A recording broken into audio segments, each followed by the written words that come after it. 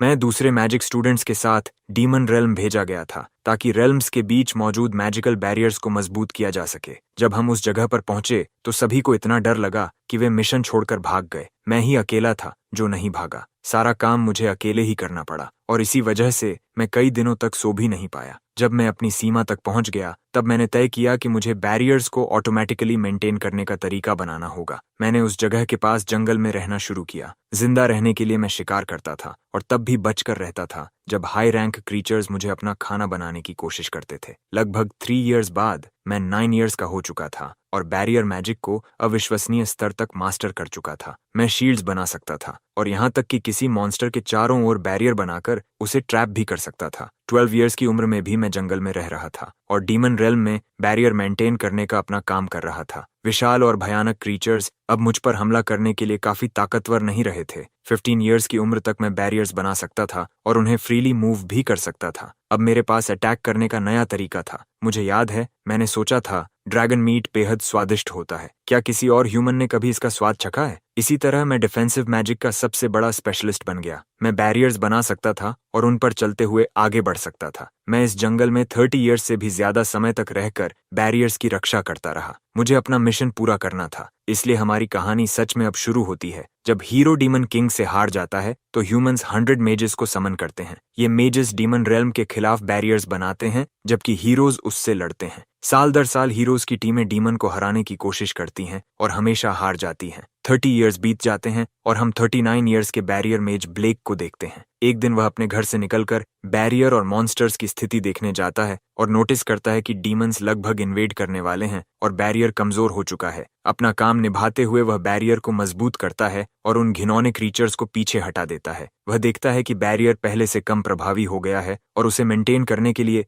ज्यादा मैजिक की जरूरत पड़ रही है। इसलिए वह प्रार्थना करता है कि हीरोज की नई टीम जल्द ही डीमन किंग को हरा दे। इसी बीच हीरोज डीमन किंग के खिलाफ अपनी पूरी ताकत लगा रहे हैं। एक हीरोइन अपनी सोर्ड से जोरदार वार करती है। डीमन किंग को घातक चोट लगती है और वह हमेशा के लिए खत्म हो जाता है। वह जश्न मनाती है और सभी हीरोज से विजयी चीयर करने को कहती है। ब्लेक नोटिस करता है कि हीरोज ने डीमंस को हरा दिया है और वह चौंक जाता है। जब मायाज़मा आखिरकार गायब हो जाता है तब उसे समझ आता है कि डीमन किंग सच में हार चुका है। 30 इयर्स के बाद मायाज़मा और मॉन्स्टर्स गायब हो चुके हैं और दुनिया अब शांति में रहेगी। उसे उम्मीद होती है कि 30 इयर्स तक बैरियर मेंटेन करके अंदर रहने वालों की रक्षा करने के लिए उसे रिवॉर्ड मिलेगा। एक मंथ बीत जाता है और एक नाइट वहां आता है और कहता है कि अब उसकी जरूरत नहीं रही। वह दावा करता है कि ब्लेक ने एक बेकार बैरियर पर पब्लिक फंड्स बर्बाद किए और उसे फ्रॉड कहता है। ब्लेक समझाने की कोशिश करता है कि उसने बैरियर इसलिए बनाए रखा ताकि मायाज़मा और मॉन्स्टर्स अंदर न आ सकें।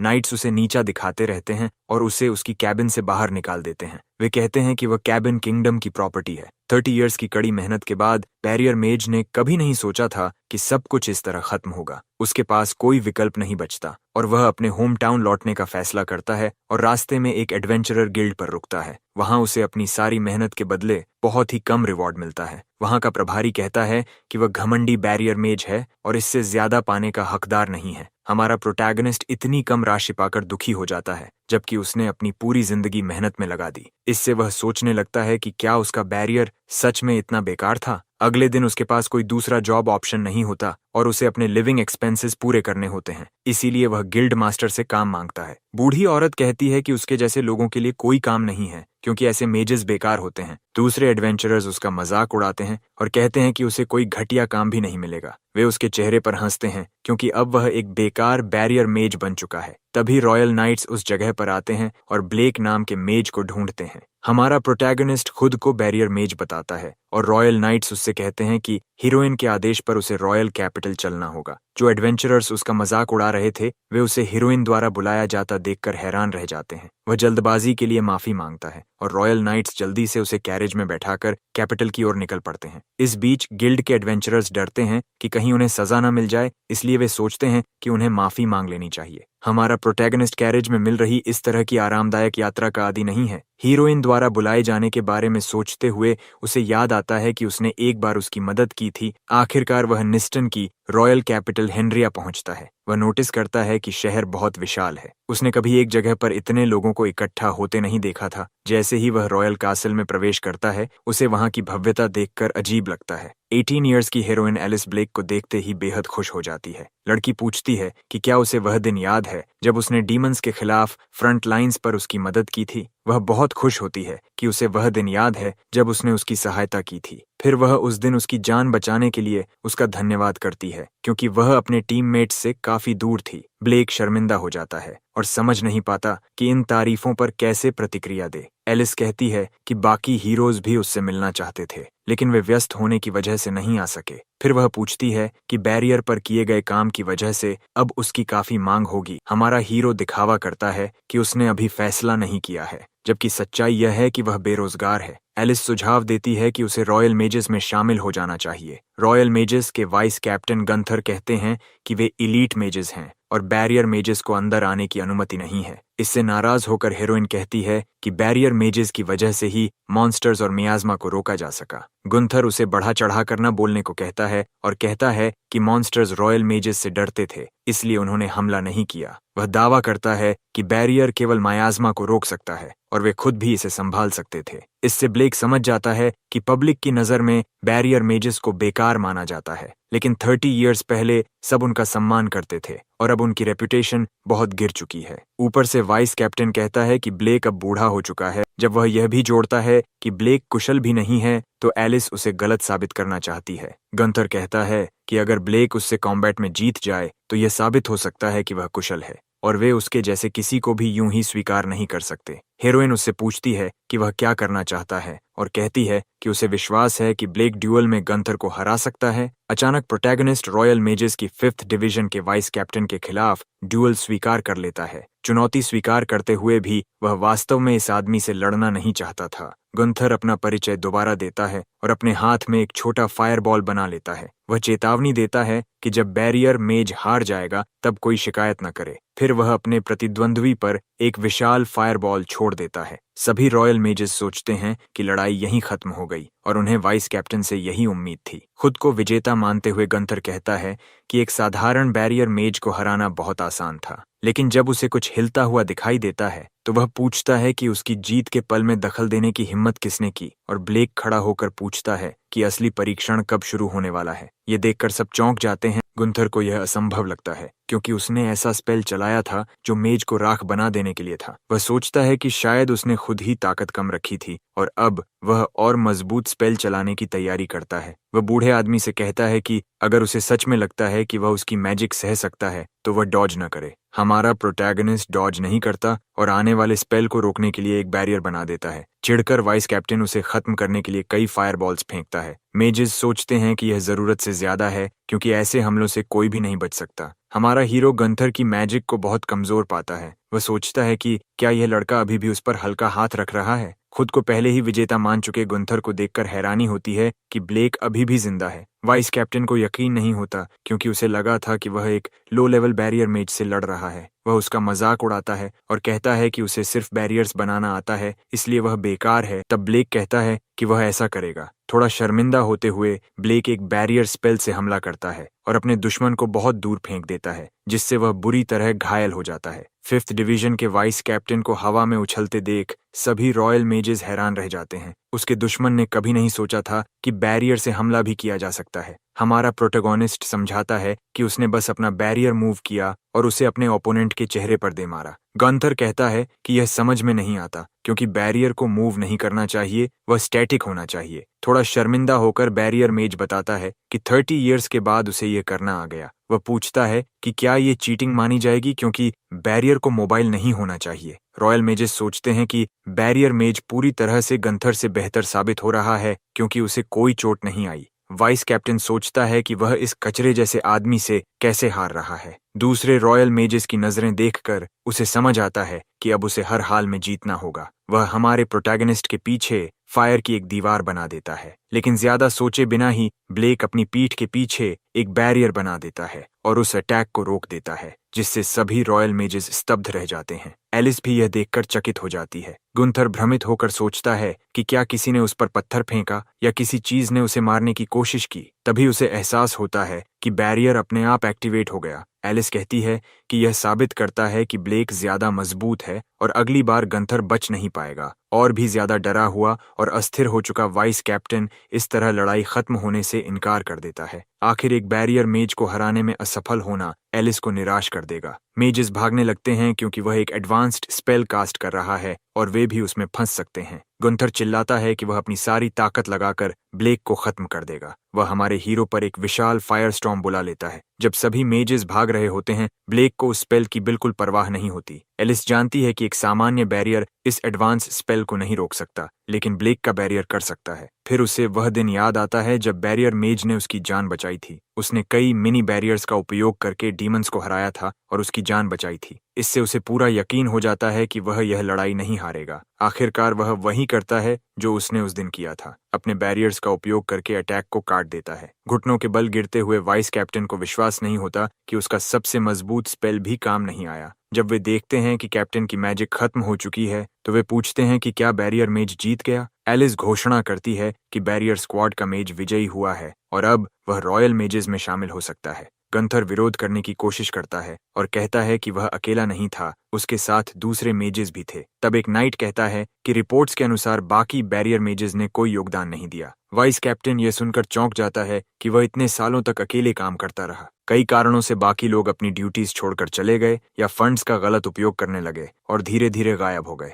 इसलिए ब्लेक ने 30 इयर्स तक डीमन रेल्म के खिलाफ बैरियर्स अकेले ही बनाए रखे। अब हमारा प्रोटैगनिस्ट समझ जाता है कि बैरियर्स को मेंटेन करने के लिए उसे इतनी ज्यादा मैजिक क्यों चाहिए थी। उसका ओपोनेंट इसे झूठ मानता है क्योंकि डीमन रेल्म हेनरिया किंगडम से भी बड़ा है। उसे लगता है कि कोई भी बूढ़ा मेज इतनी बड़ी सीमा का बैरियर अकेले बनाए नहीं रख सकता। एलिस को लगता है कि ब्लेक उसकी उम्मीद से भी ज्यादा बेहतर साबित हो रहा है। तभी फर्स्ट डिवीजन के कैप्टन लांसलॉट वहां पहुंचते हैं, ये समझने के लिए कि क्या हो रहा है। लांसलॉट 29 इयर्स के हैं और रॉयल मेजेस की फर्स्ट डिवीजन के कैप्टन हैं। एक टॉप लीडर के रूप में वह फर्स्ट रॉयल मेज डिवीजन के हेड हैं और वहां मौजूद कई लोगों ने उन्हें पहले कभी नहीं देखा था। वह इस डिवीजन के वाइस कैप्टन गंथर से हाल की घटनाओं के बारे में पूछते हैं। एलिस ने बैरियर मेज ब्लेक को रॉयल मेज स्क्वाड में शामिल होने के लिए रिकमेंड किया था और गंथर ने उस पर शक किया था। लांसलॉट समझ जाते हैं कि उसके बाद एक प्रैक्टिकल टेस्ट हुआ और 5th डिवीजन के गंथर ड्यूअल हार गए। खुद को सही साबित करने की कोशिश करते हुए गंथर कहता है कि उसने अपनी पूरी ताकत नहीं लगाई थी और एक कमजोर मेज के खिलाफ पूरी ताकत लगाना सही नहीं होता। फर्स्ट डिवीजन के कैप्टन उसे इन बेकार बहानों को बंद करने को कहते हैं। आखिरकार टाइटल चाहे जो भी हो, अगर किसी में स्किल है तो उसे शामिल होने की अनुमति दी जाएगी। वह ब्लेक का स्वागत करते हैं जो अब रॉयल मेज स्क्वाड का सदस्य बन चुका है। बाकी मेंबर्स को यह अजीब लगता है कि एक बैरियर मेज को स्क्वाड में शामिल होने दिया जा रहा है। हमारा प्रोटैगनिस्ट खुद भी हैरान है कि उसे रॉयल मेज स्क्वाड में प्रवेश मिल गया। वह सोचता है कि क्या उसके जैसा आदमी जिसने 30 इयर्स तक सिर्फ बैरियर्स के साथ काम किया है, इस सब को संभाल पाएगा। एलिस बैरियर मेज को बधाई देती है और कहती है कि उसे हमेशा उस पर विश्वास था। हमारा हीरो एलिस को धन्यवाद देता है और वह कहती है कि अब जश्न मनाने और कुछ खाने का समय है। लेकिन तभी लांसलॉट उसके पीछे आ जाता है और कहता है कि उनके पास इसके लिए समय नहीं है। वे उसे वापस काम पर ले जाने लगते हैं और लड़की विरोध करने की कोशिश करती है। फिर कैप्टन पूछता है कि मेज का उसके साथ कैसा संबंध है, क्योंकि एलिस उसे काफी पसंद करती हुई लगती है। ब्लेक कहता है कि वे सिर्फ एक्वेंटेंसेस हैं और लांसलॉट बताता है कि कई अपॉर्चुनिस्ट्स उससे करीब आने की कोशिश करते हैं। 5th डिवीजन का गंथर सब कुछ गुस्से और ईर्ष्या के साथ देखता रहता है। कुछ डेज गुजरते हैं और हमारा प्रोटैगनिस्ट रॉयल मेज के डॉर्मेट्री पहुंचता है। अपना कमरा ढूंढते हुए स्टूडेंट्स कहते हैं कि वह इस जगह के लिए बहुत ज्यादा बूढ़ा है। हमारा प्रोटैगनिस्ट इन नकारात्मक टिप्पणियों से शर्मिंदा हो जाता है और अपना कमरा ढूंढता है। रूम 206 का दरवाजा मिलते ही जैसे ही वह अंदर जाने वाला होता है, कोई सामने आ जाता है। रॉयल मेज स्क्वाड का एक 60 ईयर ओल्ड रिक्रूट उससे पूछता है कि वह कौन है। ब्लेक अपना परिचय देता है और कहता है कि वह उसका नया रूममेट है, लेकिन लड़के को यह पसंद नहीं आता कि वह इतना बड़ा है। लड़का यह जानकर चौंक जाता है कि उसे खुद हीरोइन ने रिकमेंड किया था और उसने गंथर को हरा दिया। वह मेज पर झूठ बोलने का आरोप लगाता है और ब्लेक समझ जाता है कि यह सच में झूठ जैसा ही लगता है। लड़का यह कहते हुए हंगामा कर देता है कि अब उसकी जिंदगी खत्म हो गई। क्योंकि यह बूढ़ा आदमी उसी टीम में है। वह समझाता है कि रिक्रूट्स के लिए रूममेट्स हमेशा एक ही डिवीजन टीम में काम करते हैं। हमारा प्रोटैगनिस्ट बूढ़ा होने के लिए माफी मांगता है और कहता है कि वह पूरी कोशिश करेगा कि किसी के रास्ते में न आए। रेड हेड लड़का हंगामा बंद कर देता है और कहता है कि उसके बाल बहुत बिखरे हुए हैं। वह उसे हेयर कट देने की पेशकश करता है ताकि ट्रेनिंग में परेशानी न हो। हेयर कट खत्म करने के बाद हमारा हीरो उसे धन्यवाद देता है और खुद को हल्का महसूस करता है। फिर ट्रेनिंग का समय आ जाता है और दोनों यूनिफॉर्म पहनकर ट्रेनिंग के लिए निकलते हैं। वहां 2 और 16 ईयर ओल्ड रिक्रूट लड़कियां आती हैं। क्लारा और थ्रीज पूछती हैं कि यह बूढ़ा आदमी कौन है, क्योंकि उन्होंने उसे पहले कभी नहीं देखा और वह उनकी ही टीम में आ गया है। आखिरकार हम प्रोटैगनिस्ट को हेयर कट और साफ अपीयरेंस के साथ देखते हैं, जो अपना परिचय ब्लेक के रूप में देता है। लड़कियां सोचती हैं कि एक बूढ़ा आदमी उनकी टीम में कैसे आ गया और यह अजीब लगता है कि वह रिक्रूट है। क्लारा चेतावनी देती है कि थेइस बहुत ज्यादा बोल रही है, भले ही वह उससे सहमत हो। हमारा प्रोटैगनिस्ट उन्हें समझता है क्योंकि बाकी सभी रिक्रूट्स जवान हैं और वहां सिर्फ वही बूढ़ा आदमी है। एक रिप्रेजेंटेटिव उस बूढ़े आदमी का परिचय देता है और कहता है कि वह आज से उनके साथ जुड़ रहा है। फिर ब्लेक खुद को बैरियर मेज बताकर सभी से मिलकर खुशी जताता है। उसी समय सबको पता चलता है कि यही वह बैरियर मेज है जिसने वाइस कैप्टन को हराया था। दोनों लड़कियां आपस में बात करती हैं और विश्वास नहीं कर पाती कि इस बूढ़े आदमी ने गंथर को हरा दिया। रेडहेड सोचता है कि वे मुसीबत में हैं क्योंकि उसे लगता है कि यह बूढ़ा आदमी अपनी ऑक्यूपेशन की वजह से कमजोर होगा। इसी बीच 5th डिवीजन का वाइस कैप्टन हमारे प्रोटैगनिस्ट को गुस्से से घूरता रहता है। रिप्रेजेंटेटिव समझाता है कि यहाँ मौजूद सभी लोग नए रिक्रूट्स हैं और अभी किसी डिवीजन में असाइन नहीं किए गए हैं, इसलिए ट्रेनिंग के परिणाम तय करेंगे कि उन्हें किस डिवीजन में भेजा जाएगा। अभी वे आधिकारिक रूप से इनलिस्टेड भी नहीं हैं। फिर वह बताता है कि वे मेक्का फॉरेस्ट में सर्वाइवल एक्सरसाइज करेंगे और मॉन्स्टर्स का शिकार करेंगे। उनके पास पॉइंट्स कमाने के लिए 2 वीक्स होंगे और रिक्रूट सर्वाइवल एक्सरसाइज पर ध्यान देने लगते हैं। आखिरकार वह जगह मायाज़मा और मॉन्स्टर्स से भरी हुई है और उन्हें लगता है कि ब्लेक की किस्मत खराब है। कुछ लोग निराश भी हो जाते हैं और कहते हैं कि मेक्का फॉरेस्ट बिगिनर्स के लिए जगह नहीं है। जब सभी तैयार होने लगते हैं तो वे बैरियर मेज से कहते हैं कि वह उनके रास्ते में न आए। हर टीम के पास एक ड्रैगन कैरेज है जो उन्हें उनके स्टार्टिंग पॉइंट तक ले जाएगी। इसी बीच गुंथर तय करता है कि वह बैरियर मेज को असली नरक दिखाएगा। जैसे ही वे फॉरेस्ट पहुंचते हैं, सभी उस जगह की अजीब हालत देखकर चौंक जाते हैं। कोई पूछता है कि उनका स्टार्टिंग पॉइंट जंगल से कई माइल्स दूर एक पहाड़ की चोटी पर क्यों है। वह कहता है कि वे बुरी तरह फंस गए हैं और उसे लगा था कि वह रॉयल मेज स्क्वाड में शामिल होकर अपना सपना पूरा करेगा। एक लड़की उससे कहती है कि रोना धोना बंद करे क्योंकि यह दयनीय है और उसे एक ऐसे लीडर की तरह व्यवहार करना चाहिए जो आत्मविश्वास दिखाए। वह फिर भी शिकायत करता रहता है कि वे बदकिस्मत हैं, जिससे लड़की चिढ़ जाती है। ब्लेक उसे मैप देखने को कहता है ताकि पता चले कि वे कहाँ हैं। मैप देखकर उन्हें समझ आता है कि वे थोड़े दूर हैं, लेकिन अगर जल्दी करें तो समय पर पहुंच सकते हैं। हमारा प्रोटैगनिस्ट कहता है कि उन्हें जितना तेज हो सके उतना आगे बढ़ना चाहिए। वे एक पहाड़ पार करते हैं और जंगल के उस हिस्से से गुजरते हैं जो पत्थरों से भरा हुआ है। वे शिकायत करते हैं कि भारी सामान की वजह से चलना मुश्किल हो रहा है और उन्हें लगता है कि वे अभी तक जंगल के करीब भी नहीं पहुंचे। वहीं बूढ़ा आदमी बिना पसीना बहाए आराम से चल रहा होता है और लगता है कि वह इस तरह के मिशन का आदी है। रात होने तक वे आखिरकार मेक्का फॉरेस्ट पहुंच जाते हैं। वे घने मियाज़मा को देखते हैं और एक सामान्य इंसान तो उसमें प्रवेश करते ही मर जाएगा। क्लारा कहती है कि उनका लक्ष्य लेवल 2 कोमोडो ड्रैगन है और उसके घोंसले की लोकेशन भी उन्हें पता है। बैरियर मेज पूछता है कि लेवल का क्या मतलब है और रेड हेड हैरान हो जाता है कि उसे यह नहीं पता। वह समझाता है कि मॉन्स्टर्स को ताकत के आधार पर 10 लेवल्स में बांटा गया है और लेवल 3 उनके जैसे रुकीज के लिए बहुत ज्यादा ताकतवर होता है। ब्लेक उसे धन्यवाद देता है और कहता है कि यह जानकारी बहुत काम की थी। दोनों लड़कियां आगे बढ़ जाती हैं और बाकी को पीछे छोड़ देती हैं। कुछ सेकंड बाद सब फिर साथ चलने लगते हैं, तभी उन्हें पीछे झाड़ियों में आवाज सुनाई देती है। वे देखते हैं कि 3 खतरनाक गॉब्लिन्स हमला करने आ रहे हैं। रेड हेड जानता है कि ये लेवल 1 मॉन्स्टर्स हैं और उन्हें खुद संभालने की योजना बनाता है। वह एक फायरबॉल छोड़ता है और तुरंत एक गॉब्लिन को गिरा देता है, लेकिन बाकी 2 पूरी ताकत से उस पर टूट पड़ते हैं। क्लारा उसे कहती है कि कभी भी अपनी गार्ड नीचे नहीं करनी चाहिए और एक पर्पल स्पेल का इस्तेमाल करके उसे बचा लेती है और गॉब्लिन को हरा देती है। वह कहता है कि गॉब्लिन से निपटने के लिए उसे उसकी मदद की जरूरत नहीं थी। फिर वह लड़के को हील करना शुरू करता है क्योंकि उसे हल्की चोट लगी होती है। इस बीच बूढ़ा आदमी दूर से सब देख रहा होता है और कहता है कि वह थोड़ा मदद कर सकता था। ग्रुप कहता है कि उसे मदद की जरूरत ही नहीं थी क्योंकि वह खुद ही उनसे लड़ना चाहता था। वे आगे चलते रहते हैं, तभी एक बड़ा कार्निवोरस प्लांट सामने आ जाता है। वह तेजी से बैरियर मेज पर हमला करता है और उसे जमीन पर गिरा देता है, लेकिन उसे एक खरोंच भी नहीं आती। ग्रुप को लगता है कि वह बिना वजह गिर गया। वह कहता है कि गिरते समय उसे एक रास्ता मिल गया और उन्हें उसी रास्ते पर चलने को कहता है। हालांकि रेडहेड को यह विचार पसंद नहीं आता। इसी बीच ब्लेक अपने बैरियर से उस मॉन्स्टर को खत्म कर देता है और ग्रुप को इसका पता भी नहीं चलता। वह ऐसे दिखाता है जैसे कुछ हुआ ही नहीं। इसके बाद दोनों लड़कियां उसी दिशा में आगे बढ़ती हैं जो लड़कों ने बताई थी। हमारा प्रोटैगोनिस्ट कहता है कि उसे एक दिशा से पानी की आवाज सुनाई दे रही है। थोड़ा आराम करने के बाद वह कहता है कि अब फिर से चलने का समय है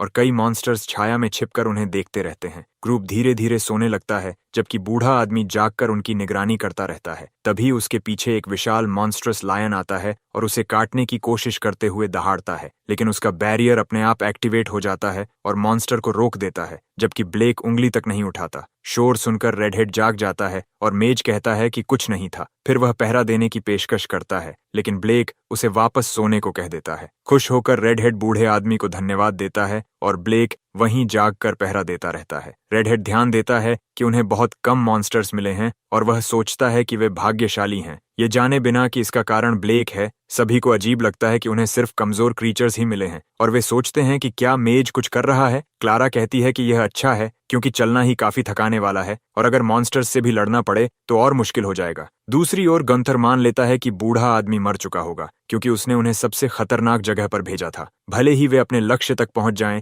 वहां कोमोडो ड्रैगन से भी ज्यादा खतरनाक मॉन्स्टर इंतजार कर रहा होगा। तभी टीम का सामना एक विशाल और डरावने लेवल 4 सैलामेंडर से होता है। ये ऐसा मॉन्स्टर है जो एक ही सांस में इंसान को राख बना सकता है। वे सभी भागने के बारे में सोचते हैं, लेकिन तभी एक और विशाल सैलामेंडर आकर उन्हें चारों तरफ से घेर लेता है। रेडहेड निराश होकर घुटनों पर गिर जाता है और कहता है कि दोनों मॉन्स्टर्स को हराने का कोई तरीका नहीं है। जैसे ही सैलामेंडर आक्रामक तरीके से आग उगलना शुरू करता है, लड़कियां डर जाती हैं, लेकिन उन्हें महसूस होता है कि आग गर्म नहीं है क्योंकि उन्हें मेज ब्लेक द्वारा बनाए गए बैरियर ने सुरक्षित कर रखा है। कैप्टन और वाइस कैप्टन दोनों हैरान रह जाते हैं जब सैलामेंडर की फ्लेम्स बैरियर से रुक जाती हैं। फिर दूसरा सैलामेंडर भी आग का व्हर्लविंड छोड़ता है, लेकिन वह भी किसी को नहीं जलाता। तब उन्हें समझ आता है कि बैरियर उन सब की रक्षा कर रहा है, फिर भी उन्हें लगता है कि वे बच नहीं पाएंगे। अचानक हमारा प्रोटोगोनिस्ट बैरियर के बाहर कदम रखता है और कहता है कि वह दोनों मॉन्स्टर्स का सामना करेगा। रेडहेड चौंक जाता है जब बूढ़ा आदमी बाहर जाने की बात करता है और उन्हें बैरियर के अंदर रहने को कहता है।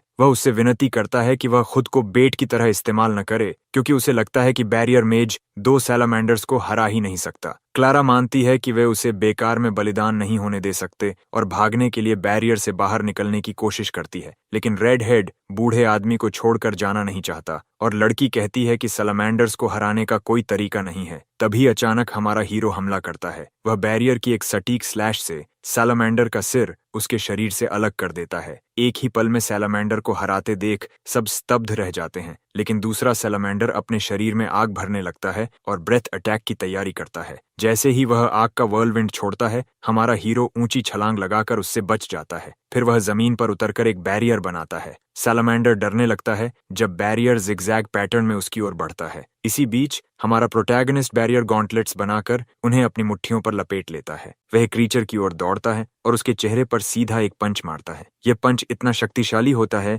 कि आसपास की हर चीज हिल जाती है और सैलामेंडर जमीन पर जा गिरता है। मॉन्स्टर को खत्म करने के बाद वह अपने सामान उठाता है जैसे कुछ हुआ ही न हो। उसे पुराने दिनों की याद आ जाती है जब वह जंगल में कई लिजर्ड्स को हराता था और उसे ये लेवल 4 के लिए थोड़े कमजोर लगते हैं। उसकी टीम उसकी ताकत देखकर हैरान रह जाती है और बूढ़े आदमी की तारीफ करने लगती है। उसे अजीब लगता है कि वे उसे इतना मजबूत मानते हैं, लेकिन यह समझ में आता है क्योंकि वह मॉन्स्टर्स का शिकार करने के लिए बैरियर्स का इस्तेमाल करता था। लड़की हैरान है कि उसने 2 सैलामेंडर्स को सिर्फ बैरियर मैजिक से हरा दिया, जबकि आमतौर पर इसे सिर्फ डिफेंस के लिए इस्तेमाल किया जाता है। उसे समझ आता है कि यह आदमी सामान्य नहीं है, वह बैरियर्स को मूव कर सकता है और बेहद शक्तिशाली है। इसी बीच गंथर को पूरा यकीन है कि बैरियर मेज मर चुका होगा। आखिर रास्ता खतरनाक था और मॉन्स्टर्स की भीड़ से भरा हुआ था, जिसका अंत सैलामेंडर के घोंसले पर होता था। उसे विश्वास है कि पूरी ग्रुप उस रास्ते से बच नहीं पाई होगी। तभी सुपरवाइजर कहता है कि उन्होंने शानदार काम किया और टीम एफ फाइनल डेस्टिनेशन तक पहुंचने वाली पहली टीम है।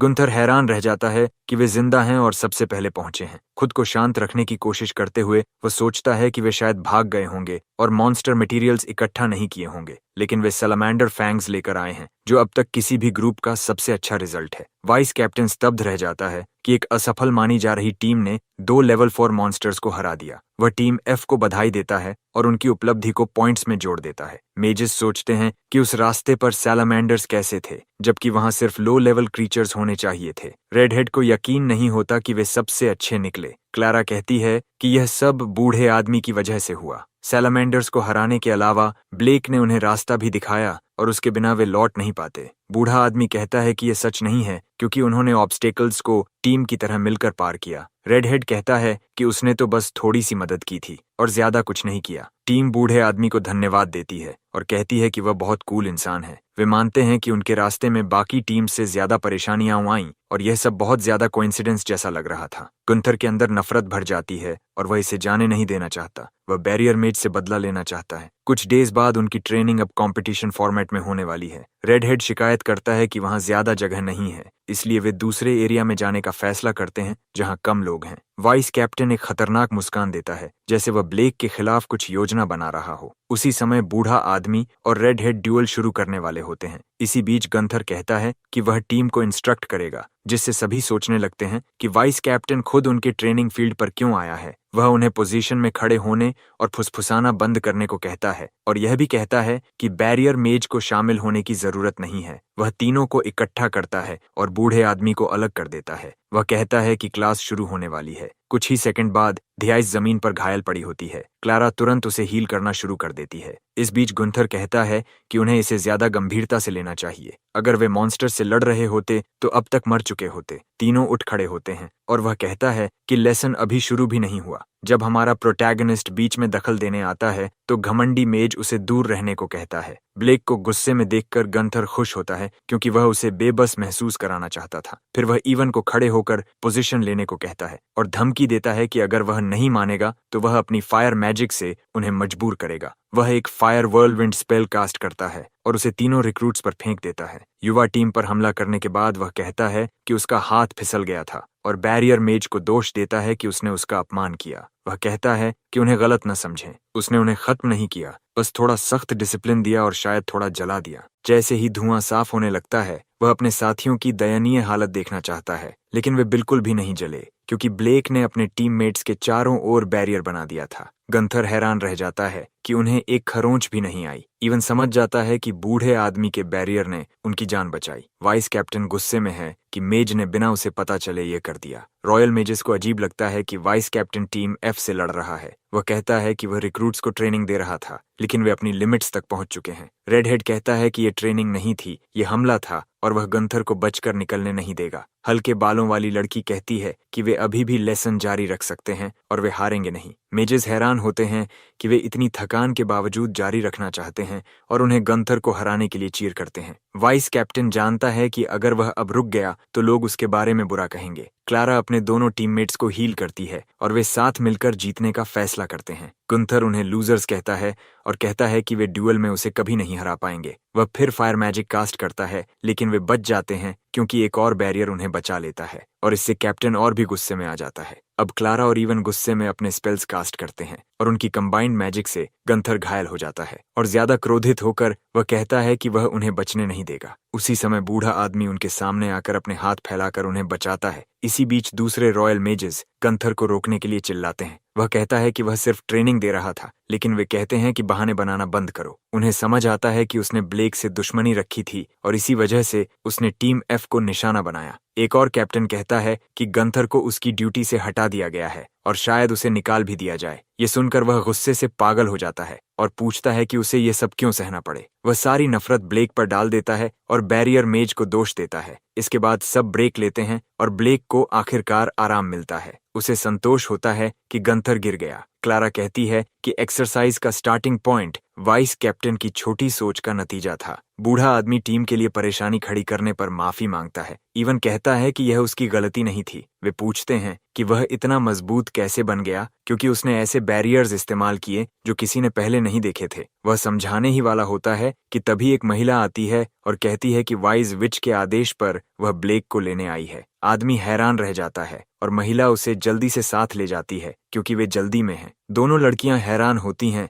कि हीरोइन की ग्रुप की ईटा उसे बुलाने आई थी। वे हेनरिया किंगडम के मैजिक रिसर्च इंस्टीट्यूट पहुंचते हैं। वहां 13 ईयर ओल्ड डायरेक्टर और वाइज विच ईदा खुशी से उस मेज से मिलती है। प्रोटोगोनिस्ट उसे इतने समय बाद ठीक देखकर खुश होता है। वह उस पर गुस्सा हो जाती है क्योंकि वह एक असाधारण और प्रतिभाशाली विच के साथ, जो हर 100 साल में केवल एक बार प्रकट होती है, बच्चे जैसा व्यवहार कर रहा है। लेकिन सच में ईडा को इससे फर्क नहीं पड़ता और हमारा हीरो उससे माफी मांग लेता है। सीधे मुद्दे पर आते हुए विच बताती है कि उसने मेज को इसलिए बुलाया क्योंकि उसे मॉन्स्टर्स को पकड़ने के लिए उसकी ताकत चाहिए। वह समझाती है कि गुस्से में आए मॉन्स्टर्स पर सामान्य केजेस काम नहीं करते और कुछ स्पीसीज मायास्मा छोड़ते हैं। इसलिए उनका रिसर्च केवल मॉन्स्टर्स के नेचुरल हैबिटेट्स तक सीमित रहा है, जो बहुत इनएफिशिएंट तरीका है। उसकी इच्छा है कि मॉन्स्टर्स को पकड़कर मैजिक रिसर्च इंस्टीट्यूट में उनका अध्ययन किया जाए। शायद इससे मायास्मा का कोई काउंटर मेजर भी मिल सके। वह जानती है कि हीरोज देवी द्वारा संरक्षित होते हैं और मायास्मा को रोक सकते हैं।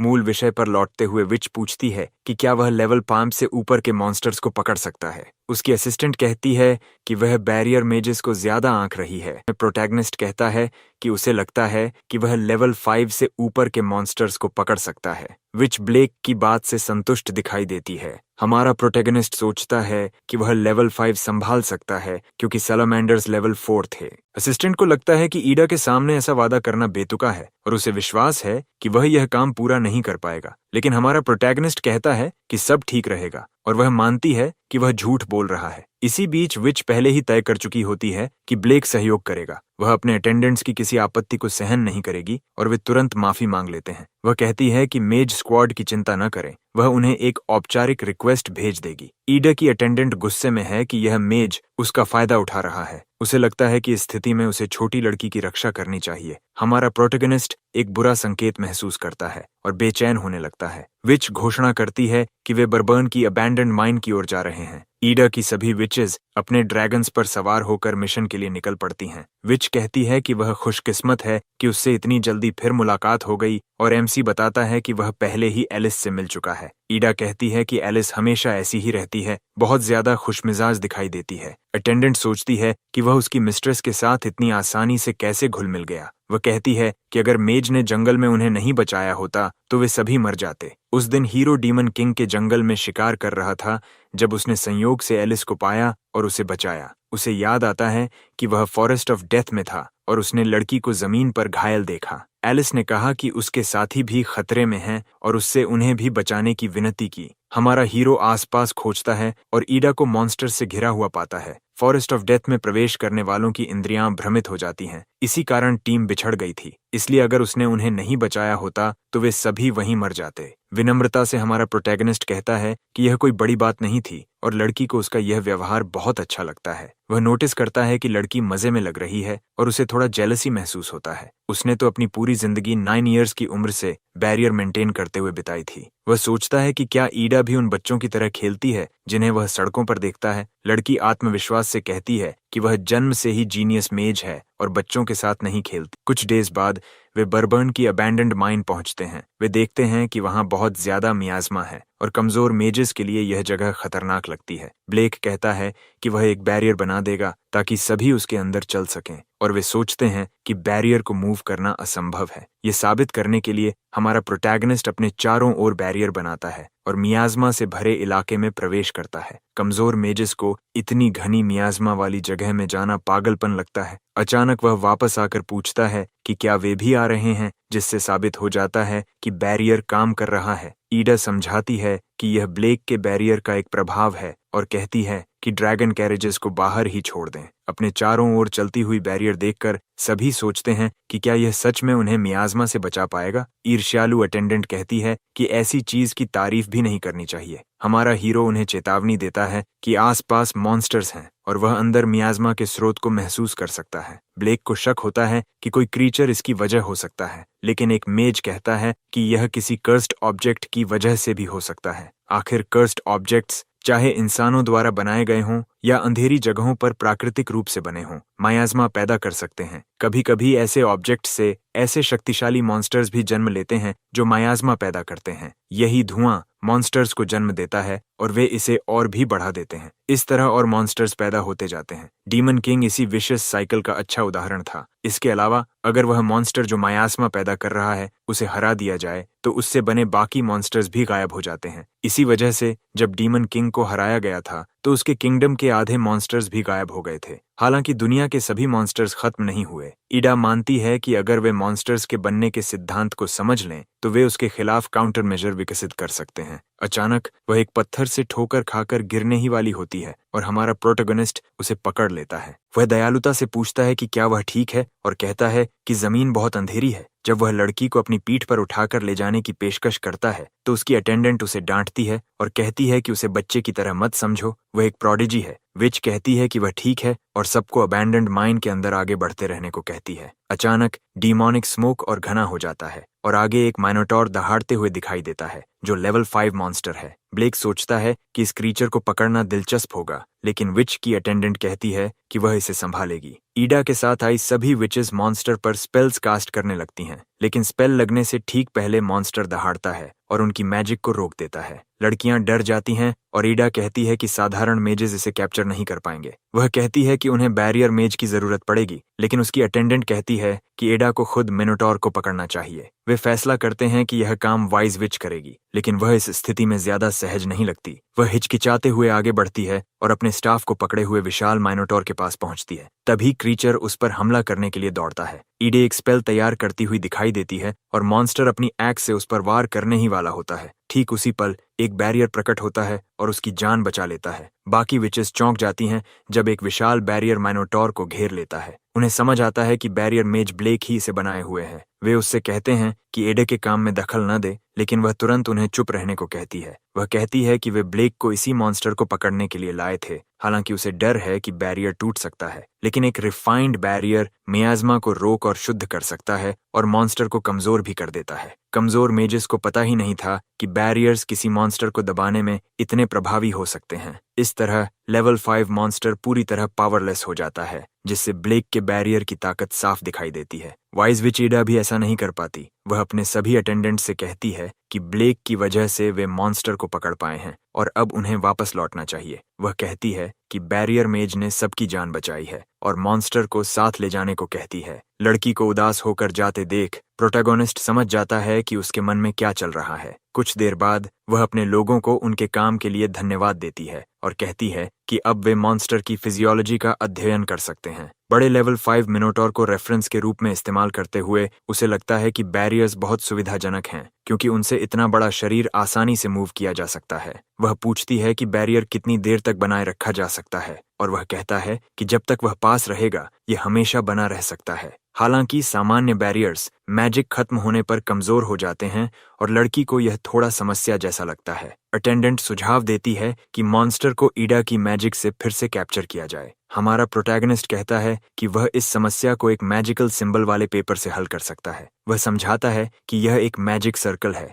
जिसे उसने डिमोनिक बैरियर्स को मेंटेन करने के लिए बनाया था और यह ऑटोमेटिकली काम करता है। लड़की कहती है कि उसने डीमन रियल में कुछ ऐसा देखा था, लेकिन ऐसा मैजिक सर्कल उसने पहले कभी नहीं देखा। जब वह कहती है कि इसका क्रिएटर जरूर अविश्वसनीय होगा तो वह उसे धन्यवाद देता है, इशारा करते हुए कि इसे उसी ने बनाया है। हमारा प्रोटैगनिस्ट बताता है कि उसने यह मैजिक सर्कल तब बनाया था जब वह 9 ईयर्स का था। 30 ईयर्स पहले डीमन रेल्म का मियाज़्मा पूरे कॉन्टिनेंट को नष्ट कर रहा था और कई बैरियर मेजेस को इकट्ठा किया गया था। शुरुआत में वे साइट छोड़े बिना ही बैरियर को मैन्युअली मेंटेन करने की कोशिश कर रहे थे, इसलिए उसने यह मैजिक सर्कल बनाया। इसे सिर्फ मेना से फ्यूल करना होता था और यह लंबे समय तक खुद ही चलता रहता था, जिससे वे आराम कर सकते थे और खाना खा सकते थे। इस तरह 100 लोग इस मैजिक के साथ बैरियर मेंटेन करते हुए पूरे डीमन रेल्म को कवर कर पाए, लेकिन अंत में बैरियर्स की देखभाल करने के लिए सिर्फ वही बचा था। इसके कारण उसकी बहुत सारी मैजिक खर्च होती थी और अकेले इसे मेंटेन करना बहुत मुश्किल था। विचेस मानती हैं कि उसने सच में कुछ अद्भुत किया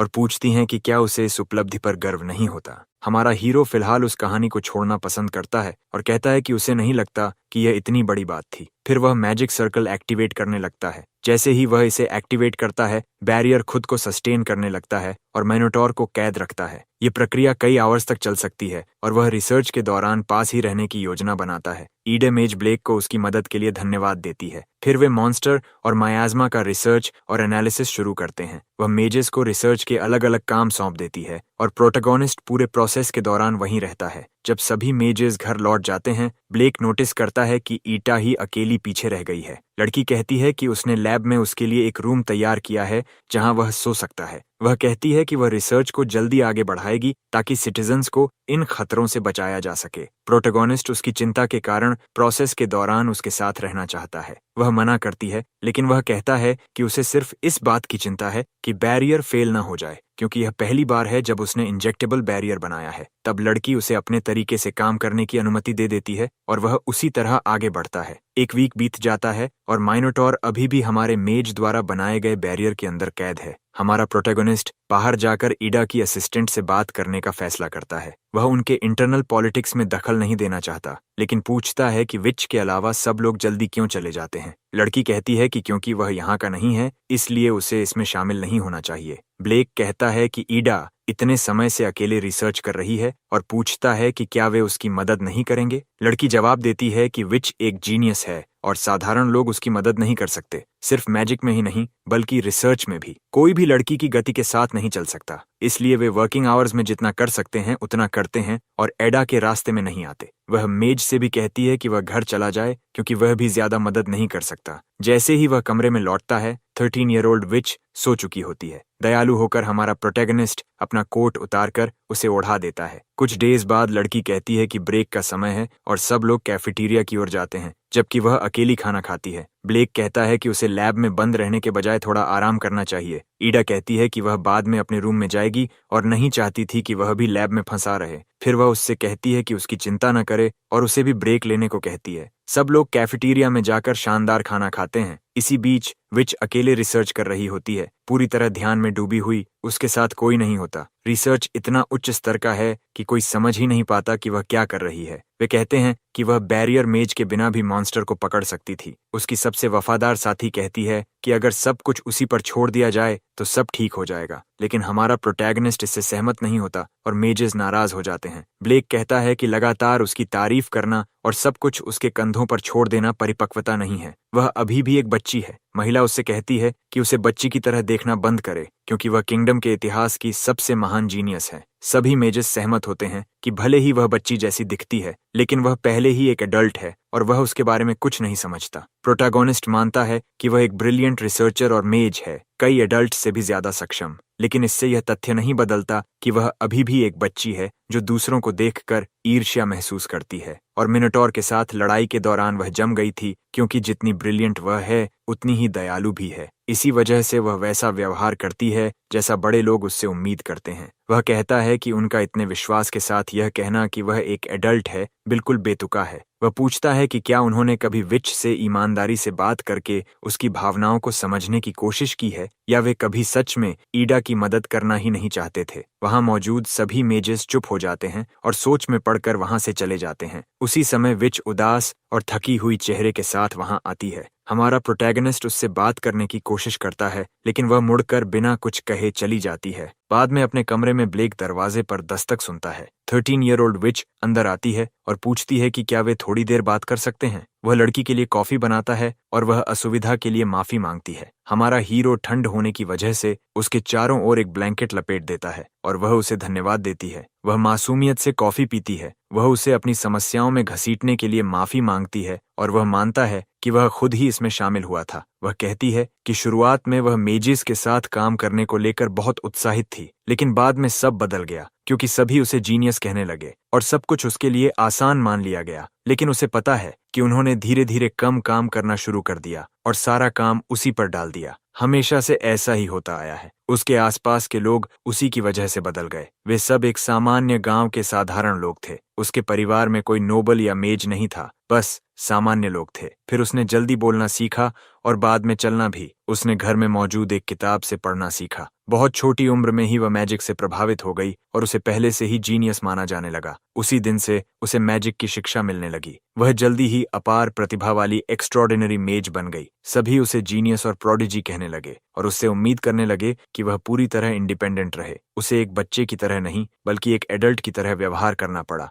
और बहुत जल्दी बड़ा होना पड़ा। मेजेस के लिए रिसर्च और कॉम्बैट ही उनकी जिंदगी का मिशन होता है। जल्द ही उसने 6 इयर्स की उम्र में रिसर्च और कॉम्बैट ट्रेनिंग शुरू कर दी और उस समय वह बहुत दबाव में थी। उसे अपने पेरेंट्स और आसपास के लोगों की उम्मीदों पर खरा उतरना था। हमेशा एक जीनियस बनकर रहना था, बच्ची नहीं। इसी कारण उसे अपने दिल को कठोर बनाने की कोशिश करनी पड़ी, लेकिन अंदर से वह अब भी दुख महसूस करती है। हमारा प्रोटेगनिस्ट समझ जाता है कि वह मॉन्स्टर्स से भी डरती है। आखिर जब उसने उस समय ईडा को बचाया था तब उन्होंने एक मिनोटॉर का सामना किया था और उस समय भी वह काफी डरी हुई लग रही थी। लड़की कहती है कि यह बात नोटिस करने के लिए वह काफी ऑब्जर्वेंट है। आखिर वह सच में क्रीचर्स का सामना करने से डरती है। जब वह हीरोइन की टीम का हिस्सा थी तब वैनगार्ड मॉन्स्टर्स से सीधे लड़ता था और वह सपोर्ट में रहती थी, लेकिन वह मॉन्स्टर्स से इतनी डरती है कि अकेले उनसे लड़ नहीं सकती। हमारा प्रोटैगनिस्ट समझता है कि वह भी क्रीचर्स से लड़ने से डरता है। भले ही वह बैटल के दौरान अपने डर को दबा देता है, उसने हर दिन लड़ाई की जब तक कि डर उस पर असर करना बंद नहीं कर दिया ताकि वह जीवित रह सके। लड़की भी ऐसा ही करना चाहती थी, लेकिन ब्लेक कहता है कि उसे ऐसा करने की जरूरत नहीं है। वह जैसी है वैसी ही ठीक है, लेकिन सब लोग चाहते हैं कि वह मजबूत बने, सबसे ज्यादा मजबूत और एक जीनियस बने। वह अपनी पूरी कोशिश करना चाहती है ताकि वह किसी को निराश न करे और मॉन्स्टर्स को हरा सके। आखिर में उसे इस बात का डर है कि कहीं लोग उसे छोड़ न दें। उसे डर है कि उसके पेरेंट्स उसे बेकार या बिना टैलेंट के समझेंगे, कि उसके आसपास के लोग उसे जीनियस मानना बंद कर देंगे और उसे छोड़ देंगे। इस डर से वह घबरा जाती है और लोगों से विनती करने लगती है कि उसे छोड़कर न जाए। वह वादा करती है कि वह जीनियस बनेगी और एडल्ट की तरह व्यवहार करेगी, बस उसे पीछे न छोड़ें। उसी समय हमारा प्रोटैगनिस्ट धीरे से उसके सिर पर हाथ फेरता है और कहता है कि सब ठीक हो जाएगा। वह वादा करता है कि वह विच को कभी नहीं छोड़ेगा। वह कहता है कि उसकी जिंदगी बहुत कठिन रही है और उसने पहले ही बहुत सहा है। उसी पल वह मानता है कि उसने बहुत अच्छा काम किया है। ये सुनकर विच रो पड़ती है और बैरियर मेज को गले लगा लेती है। वह कहती है कि वह बस अपने दोस्तों के साथ खेलना चाहती थी, मिठाइयाँ खाना चाहती थी और अपने परिवार के साथ समय बिताना चाहती थी। भले ही उसे रिसर्च पसंद है, लेकिन मॉन्स्टर्स से लड़ना उसे बिल्कुल पसंद नहीं, क्योंकि उसे चोट लगने का डर लगता है। वह मदद मांगना चाहती थी क्योंकि बच्चे आम तौर पर बड़ों पर निर्भर होते हैं, लेकिन उसके मामले में क्योंकि वह जीनियस है, कोई उसकी मदद नहीं करना चाहता क्योंकि सब उसे पहले से ही एडल्ट मानते हैं। ब्लेक उसे कहता है कि उसे इतना ज्यादा कोशिश करने की जरूरत नहीं है और वह उससे मदद मांग सकती है। प्रोटैगनिस्ट वादा करता है कि जब भी उसे मुश्किल होगी वह उस पर भरोसा कर सकती है। दोनों एक दूसरे को गले लगाते हैं और वह हमारे हीरो को दिल से धन्यवाद देती है। उसका हाथ पकड़े पकड़े वह उसकी गोद में सो जाती है। ब्लेक को अपने जीवन का वह समय याद आता है जब उसने उसे जंगल में जमीन पर पड़ा पाया था, जब उसने उसे बचाया था और उसके घायल होने पर उसे सुलाया और उसकी देखभाल की थी। ब्लेक पूरे समय उसके पास ही रहा जब तक वह ठीक नहीं हो गई और कई साल बाद वह अब बड़ी हो चुकी उसी लड़की के साथ फिर वही कर रहा है। सोने की कोशिश करते हुए वह मेज से कहती है कि उसे अकेला छोड़कर न जाए। हमारा हीरो कहता है कि वह यहीं उसके पास है और कहीं नहीं जा रहा। कुछ डेज बाद वे शहर में साथ घूमने निकलते हैं और लड़की ने कैजुअल कपड़े पहने होते हैं। कुछ डेज पहले पार्क जाने से पहले लड़की ने अपने मेजेस के साथ एक मीटिंग की थी और सभी से रिसर्च में अपना बेस्ट देने को कहा था। सभी ने बहुत मेहनत की, लड़की ने भी। अगले दिनों में वह सबसे मदद मांगती रही और रिसर्च में बहुत मेहनत करती रही। एक समय ऐसा आया जब वह थक गई और ब्लेक से गले लगकर कहने लगी कि वह इतनी थक चुकी है कि अब सह नहीं पा रही। हमारा प्रोटैगनिस्ट उसे धीरे से सांत्वना देता है और उस छोटी लड़की को कई बार गले लगाता है। यह समझकर कि ईडिया बहुत ज्यादा तनाव में है, वह उसकी मदद करना चाहता है। कुछ ऐसा सोचते हुए जो वे साथ कर सकें। उसे याद आता है कि उसका एक डे ऑफ है और वह उसे बाहर चलने के लिए कहता है। तुरंत लड़की कहती है कि वह अंकल ब्लेक के साथ बाहर जाना चाहती है। अगले दिन वे सिटी मार्केट में मिलते हैं और दोनों कैजुअल कपड़ों में होते हैं। दोनों घूमना शुरू करते हैं और विच नोटिस करती है कि शहर में कितने लोग हैं। विच कहती है कि यह उसका मेन स्ट्रीट मार्केट में पहली बार आना है क्योंकि उसे कभी बाहर जाने का मौका नहीं मिला। ब्लेक कहता है कि चूंकि यह उसका पहली बार है इसलिए बहुत मजा आएगा। वे कई तरह की स्वीट्स छकने लगते हैं और जैसे ही ईडा दूसरे बच्चों को देखती है वह उनके साथ खेलने लगती है। ये देखकर हमारा प्रोटैगनिस्ट बहुत खुश होता है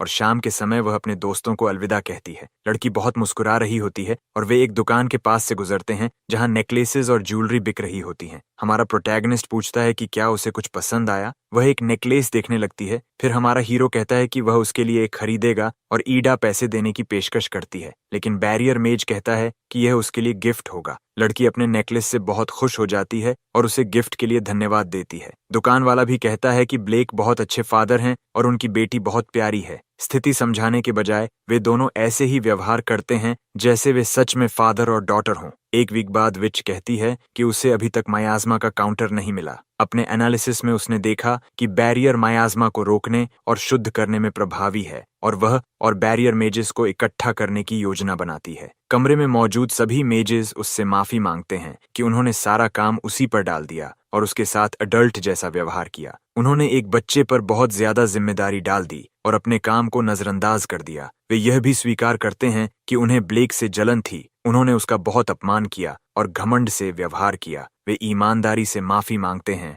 और दोनों के सामने झुक जाते हैं। ब्लेक और विच कहते हैं कि सब ठीक है और उन्हें इन बातों से कोई समस्या नहीं है। वह कहती है कि उनका हर चीज के लिए उसी पर निर्भर रहना सही नहीं है। वे ब्लेक से भी माफी मांगते हैं और कहते हैं कि अब उन्हें समझ आया कि उसके बैरियर्स कितने महत्वपूर्ण हैं। वे स्वीकार करते हैं कि बैरियर मैजिक सच में अद्भुत है। ईडा पूछती है कि वे अचानक माफी क्यों मांग रहे हैं और महिला कहती है कि यह सब ब्लेक की वजह से है। उन्हें हमेशा लगता था कि वह ठीक नहीं है और वे जानते थे कि इसमें उनका भी हिस्सा है, लेकिन उनमें अपनी कमजोरी का सामना करने की हिम्मत नहीं थी। मेज ने उन्हें डांटा और विच को फिर से मुस्कुराने में मदद की। तभी उन्होंने माफी मांगी और माना कि ब्लेक की टेक्निक्स और उसका व्यक्तित्व दोनों ही अद्भुत हैं। 13-year-old विच कहती है कि वह दिल से मानती है कि ब्लेक सच में एक अद्भुत इंसान है। रिसर्च खत्म होने के बाद हमारा प्रोटैगनिस्ट मेजेस के ग्रुप से विदा लेता है। विच कहती है कि अगर कुछ नया पता चला तो वह ब्लेक को बताएगी। फिर वह पूछती है कि वे फिर कब खेलेंगे और वह कहता है कि जब भी वह चाहे तब खेल सकते हैं। सभी लोग प्यार से बैरियर मेज को अलविदा कहते हैं। वह काफी समय से दूर था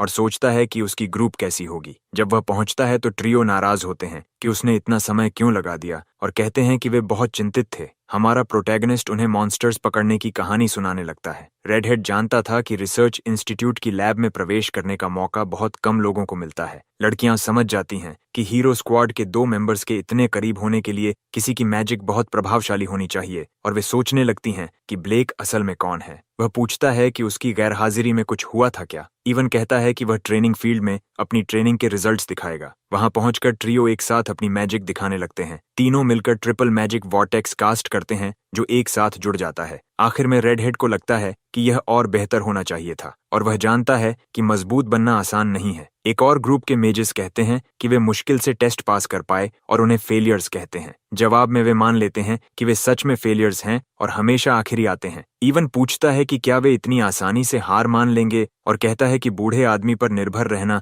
सही नहीं है। इससे तंग आकर वह कहता है कि वह हार नहीं मानना चाहता और हमेशा बूढ़े आदमी पर भी निर्भर नहीं रहना चाहता। कुछ समय बाद रेडहेड घुटनों के बल बैठकर ब्लेक से विनती करता है कि वह उसे मैजिक सिखाए ताकि वह मजबूत बन सके और एकेडमी से निकाला न जाए। वह कहता है कि वह इतना नीचे इसलिए गिरा है क्योंकि वह कंट्री साइड की एक नोबल फैमिली का सबसे बड़ा बेटा है। दूसरे शब्दों में उसका पूरा परिवार उसकी सफलता पर निर्भर है, लेकिन वे सिर्फ नाम के नोबल्स हैं क्योंकि उन्होंने कभी विलासिता नहीं देखी और हमेशा मेहनत ही की है। हमारा एमसी कहता है कि वह मदद कर सकता है, लेकिन सिर्फ बैरियर टेक्निक्स में। रेडहेड पहले से ही यही उम्मीद कर रहा था, लेकिन वह हैरान हो जाता है जब ब्लेक कहता है कि वह उसे कॉम्बैट टेक्निक्स भी सिखा सकता है। एक दिन बाद रेडहेड पूछता है कि लड़कियां वहां क्या कर रही हैं। लड़कियां कहती हैं कि उन्हें पीछे छोड़ना आसान नहीं था और वे भी बूढ़े आदमी से सीखने वाली हैं। एमसी कहता है कि उसने दोनों को बुलाया क्योंकि वे भी इवन की तरह महसूस कर रही थीं। रेडहेड नाराज हो जाता है क्योंकि उसे इसके लिए विनती करनी पड़ी और उन्हें नहीं। क्लारा का इरादा ब्लेक की ताकत का रहस्य जानने और उसे करीब से देखने का है। हालांकि वह उसकी अजीब टाइमिंग नोटिस कर लेता है और वह चाहती है कि यह बिना किसी को पता चले। वे मेका फॉरेस्ट वापस जाते हैं जहां उनका सामना मॉन्स्टर्स से होता है। इवन अपने हाथों से फायर मैजिक कास्ट करके एक क्रीचर पर हमला करता है, लेकिन जैसे ही वह अपनी ताकत पर भरोसा करने लगता है, एक और मॉन्स्टर उस पर हमला करने आ जाता है। ब्लेक अपनी मोबाइल बैरियर मैजिक से उसे बचाता है और उसे सलाह देता है कि कभी भी अपनी गार्ड नीचे न करे। अचानक और भी मॉन्स्टर्स दिखाई देने लगते हैं और लड़कियां डर जाती हैं। ब्लेक उन्हें कहता है कि ध्यान से देखें क्योंकि अगर एनिमीज ज्यादा हों तो एरिया मैजिक इस्तेमाल किया जा सकता है। फिर वह एक घूमती हुई मोबाइल बैरियर का इस्तेमाल करके सभी एनिमीज पर एक साथ हमला करता है। ट्रियो उसकी ताकत देखकर हैरान रह जाते हैं क्योंकि उसने एक ही वार में मॉन्स्टर्स को हरा दिया। उन्हें समझ आता है कि बूढ़ा आदमी बेहद मजबूत है और वे पूछते हैं कि वह ऐसा कैसे करता है। वह कहता है कि यह एक लंबी कहानी है कि उसने सिर्फ डीमन रेल्म में बैरियर मेंटेन करते हुए इतनी ताकत कैसे हासिल की। आखिर यह 30 इयर्स पहले हुआ था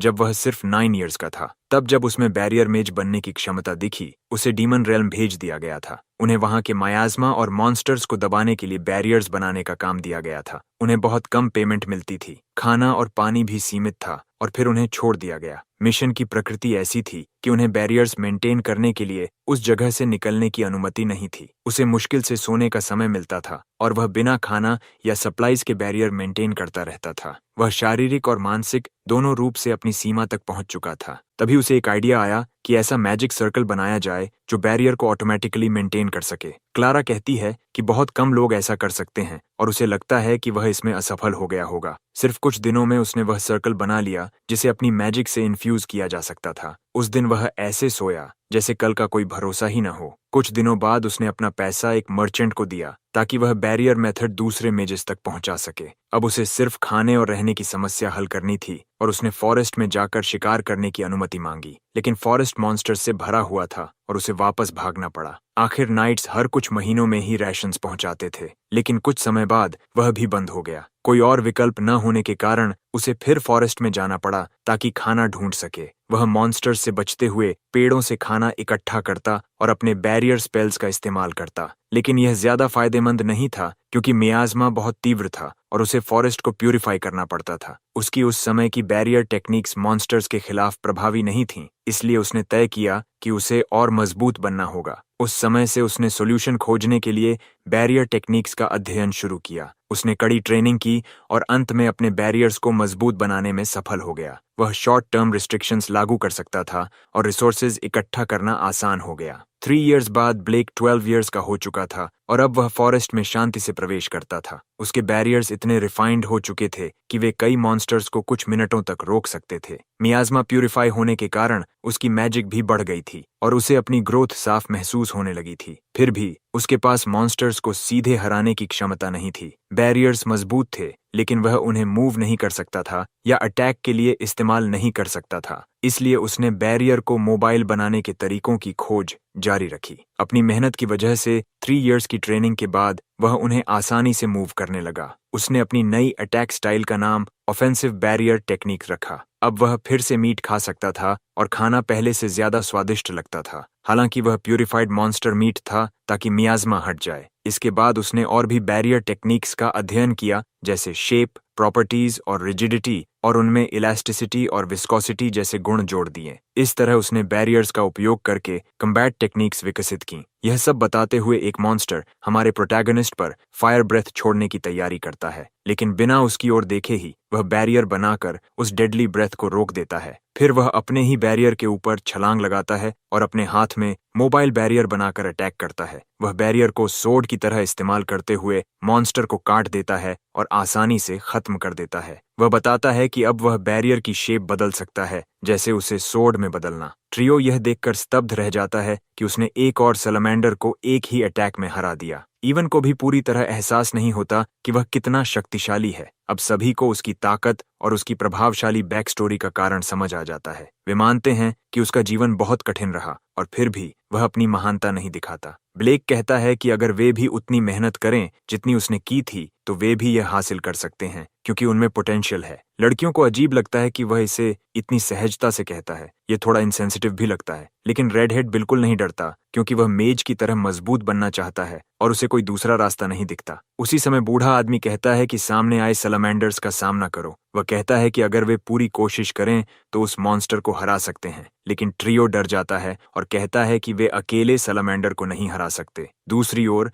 मेजेस कैप्टन लांसलॉट की तारीफ करने लगते हैं। वे कहते हैं कि वह बहुत युवा और बेहद कुशल हैं। और उन्हें लॉर्ड लांसलॉट द फ्लॉलेस कहते हैं। कैप्टन कहता है कि वे बढ़ा चढ़ा कर बोल रहे हैं क्योंकि उससे भी गलतियां होती हैं और लोग उसे विनम्र कहते हैं। वह उन ब्यूरोक्रेट्स को देखता है जो सिर्फ उसकी चापलूसी करना जानते हैं। उसके स्टूडेंट्स कहते हैं कि वे सही हैं और वह अपनी मेरिट से कैप्टन बना है। लांसलॉट कहता है कि वे उसे ज्यादा आंक रहे हैं और उसके स्टूडेंट्स उसे फिर मॉडेस्ट कहते हैं, लेकिन अंदर ही अंदर वह जानता है कि वह इतना महान नहीं है, बस औसत से थोड़ा बेहतर टैलेंट वाला व्यक्ति है। हाल ही में उसकी मैजिकल एबिलिटीज रुक सी गई हैं। अब उसके पास कोई लक्ष्य नहीं बचा। आखिर रॉयल मेज स्क्वाड का मुख्य काम पब्लिक ऑर्डर बनाए रखना है। डीमन किंग के मरने के बाद उसे लगता है कि शक्तिशाली एनिमीज से लड़ने के मौके कम हो गए हैं। शांति अच्छी चीज है, लेकिन कभी कभी वह सोचता है कि उसे कब तक सबकी उम्मीदों पर खरा उतरते रहना होगा। एक ब्यूरोक्रेट कहता है कि पास के गांवों पर लो लेवल मॉन्स्टर्स हमला कर रहे हैं। लांसलॉट जानता है कि उसे रिक्रूट्स के लिए ट्रेनिंग सेंटर बनाना होगा और वह सोचने लगता है कि इसमें कौन हिस्सा लेगा। इसी बीच हम ट्रियो को किसी बात पर शिकायत करते हुए देखते हैं। प्रोटैगनिस्ट उन्हें पानी देता है और इवन पूछता है कि वह इतना शांत कैसे रह सकता है। आखिर वे फर्स्ट डिवीजन के साथ एक्सपीडिशन पर जाने वाले हैं। हमारा एमसी मॉन्स्टर्स से लड़ने का आदी है और उन्हें यह पागलपन लगता है। फिर भी वे थोड़ा आत्मविश्वास महसूस करते हैं क्योंकि उन्होंने बूढ़े आदमी के साथ ट्रेनिंग की है और अब मजबूत हो चुके हैं। दूसरे ग्रुप्स हमेशा की तरह उन्हें फेलियर्स कहने लगते हैं। लड़ाई शुरू होने से पहले ही कमांडर सबको अपनी जगह पर रहने का आदेश देता है। लांसलॉट कहता है कि विलेज तक पहुंचने में 2 वीक्स लगेंगे और उन्हें डजन्स ऑफ लेवल 3 मॉन्स्टर्स का सामना करना पड़ेगा। वे 4 लोगों की स्क्वाड्स बनाएंगे और पूरे समय फॉर्मेशन बनाए रखेंगे। कमांडर्स उन्हें मिशन के लिए कैरेजेस की ओर मार्च शुरू करने का आदेश देते हैं। वे आदेश मानते हैं और मार्च शुरू करते हैं, लेकिन 6 आवर्स लगातार चलने के बाद सब बेहद थक जाते हैं क्योंकि रास्ता बहुत स्टीप है। कमांडर्स 30 मिनट ब्रेक की घोषणा करते हैं और सब उनका धन्यवाद करते हैं, लेकिन एक कमांडर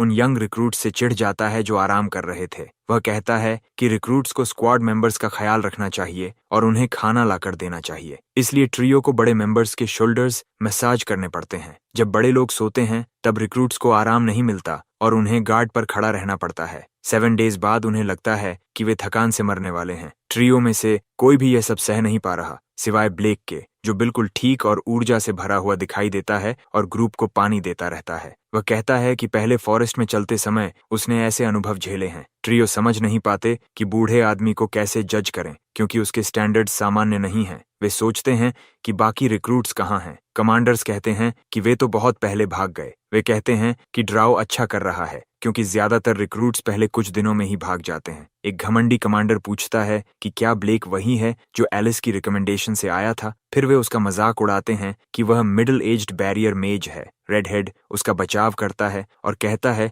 कि वह अपनी मेरिट से आया है और उन्हें पता ही नहीं कि वह कितना मजबूत है। कमांडर्स कहते हैं कि ट्रियो घमंडी हो गया है और अपने सुपीरियर्स का सम्मान करना बंद कर दिया है। जैसे ही लड़ाई होने वाली होती है, लांसलॉट बीच में आकर उसे रोक देता है। वह ट्रियो से कहता है कि परेशानी से दूर रहें और वे उसके हस्तक्षेप के लिए उसे धन्यवाद देते हैं। कमांडर को विश्वास नहीं होता कि उसने गंथर को हरा दिया था और उसे लगता है कि वह अपनी असली ताकत छुपा रहा है। 14 डेज बाद वे आखिर एक ऐसे विलेज पहुंचते हैं जिसे ईवल बीइंग्स ने नष्ट कर दिया था। एक आदमी कहता है कि विलेजेस पर लगातार क्रीचर्स हमला कर रहे हैं। रोते हुए वह कहता है कि उसे मॉन्स्टर के लेयर का पता है और उनसे विनती करता है कि वे उन्हें हरा दें। बाहर ट्रियो पूरी तरह थका हुआ दिखाई देता है जबकि लांसलॉट विलेजर से बात कर रहा होता है। हमारा हीरो लौटता है और इवन उससे माफी मांगता है कि उसने ग्रुप लीडरशिप उसी पर छोड़ दी थी। स्क्वाड लीडर्स कमांडर की बात सुनने के लिए इकट्ठा होते हैं। लांसलॉट कहता है कि विलेज चीफ उनसे झूठ बोल रहा है। चीजें जली हुई हैं, लेकिन उसने कोई विमेन नहीं देखी और उसे शक है कि उन्हें डीमंस द्वारा धमकाया जा रहा है। सभी लांसलॉट की इतनी जल्दी सच पहचान लेने की क्षमता से हैरान हो जाते हैं। वह उन्हें आदेश देता है कि विलेज की कोई भी चीज न खाएं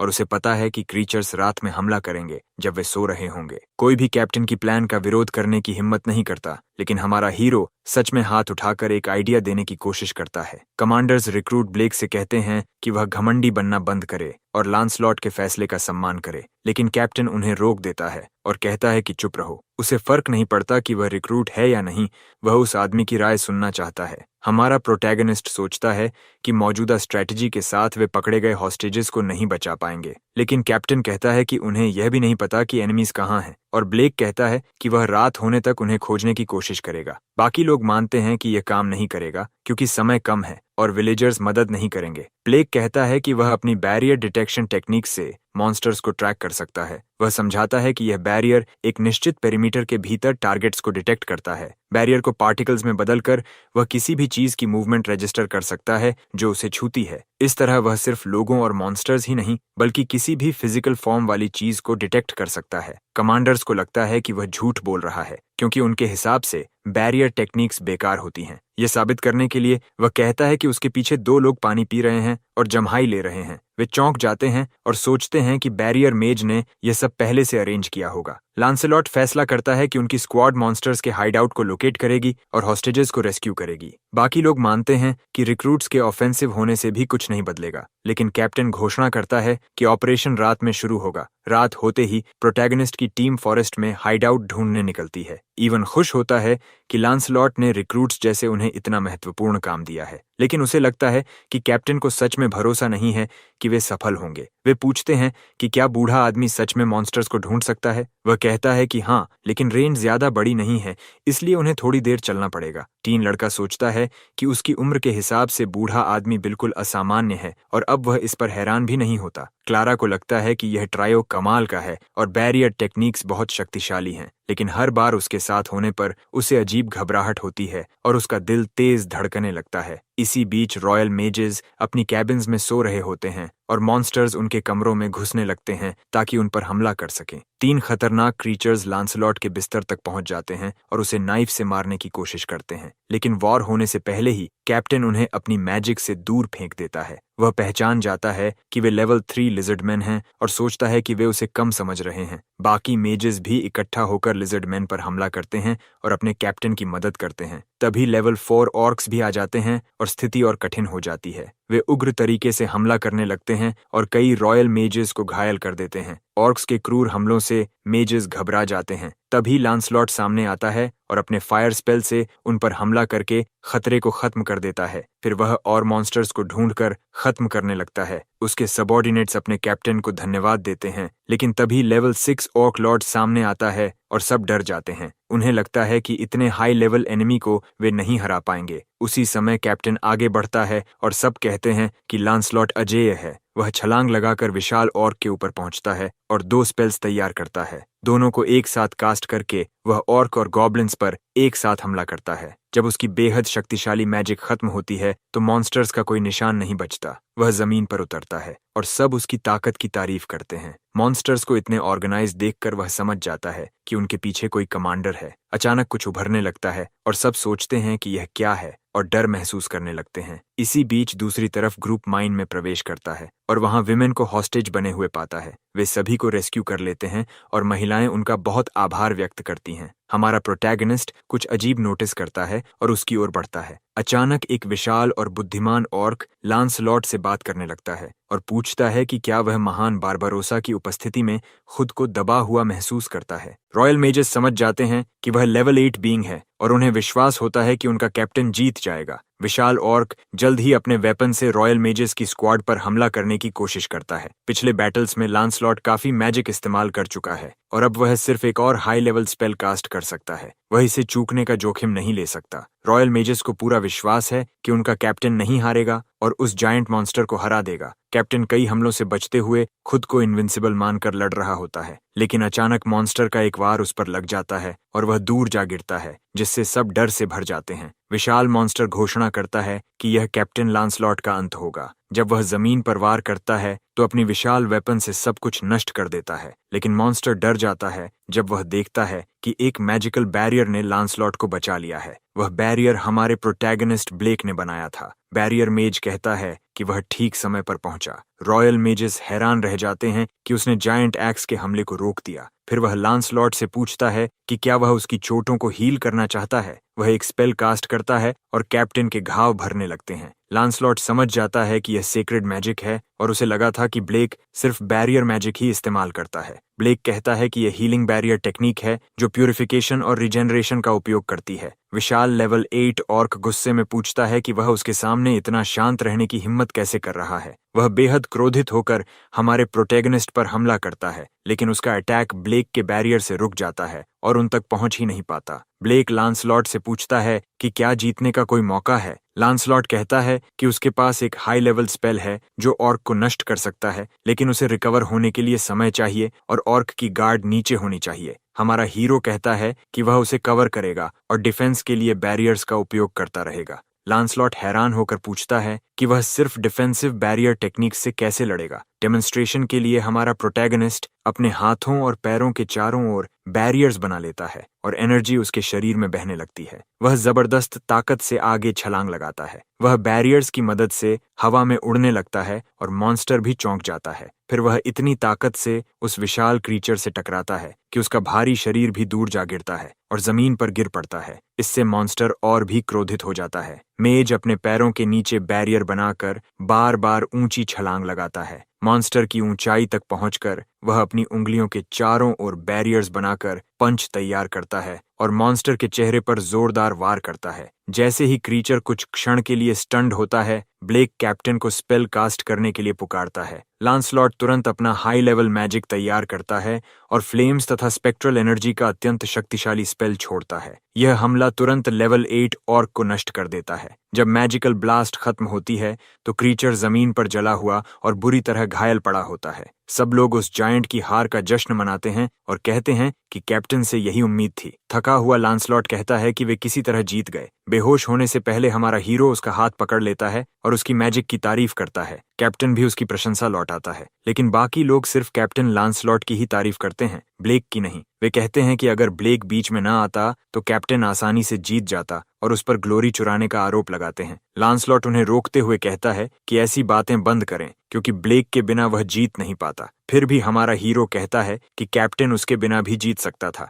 वह समझाता है कि कैप्टन भी इंसान है, वह परफेक्ट या इनविंसिबल नहीं है। चाहे वह कितना भी मजबूत क्यों ना हो, वह मॉर्टल है और उसके साथियों को उसके साथ लड़ना चाहिए। रॉयल मेजेस पूछते हैं कि क्या वह कैप्टन का मजाक उड़ा रहा है। प्रोटैगनिस्ट गुस्से में कहता है कि उसे अकेले लड़ने का दर्द पता है और अब वह जानता है कि साथियों के साथ लड़ना क्या शांति देता है। वह यह भी कहता है कि कोई इंसान परफेक्ट नहीं होता और कैप्टन भी इंसान है। रॉयल मेजेस नाराज होकर वहां से चले जाते हैं। कुछ समय बाद हॉस्टेजेस को सुरक्षित विलेज वापस पहुंचा दिया जाता है। विलेज चीफ मान लेता है कि उसे धमकाया जा रहा था और उनसे माफी मांगता है। जायंट रेड बर्ड की पहचान अब भी रहस्य बनी रहती है और कई सवाल बाकी रह जाते हैं। इसके बाद वे रॉयल कैपिटल लौट आते हैं। ट्रियो काफी समय से घर से दूर था और बेहद थका हुआ था। तभी कोई हमारे हीरो को बात करने के लिए बुलाता है। लांसलॉट उसे बार में चलने का निमंत्रण देता है और अचानक बुलाने के लिए माफी मांगता है। पहली बार किसी ने ब्लेक को साथ खाने के लिए बुलाया था और वह बहुत खुश होता है। कैप्टन कहता है कि यह पहली बार है जब उसने किसी दोस्त को ऐसे बुलाया है। वे औपचारिकता छोड़कर एक दूसरे को अपने असली नाम से बुलाने लगते हैं।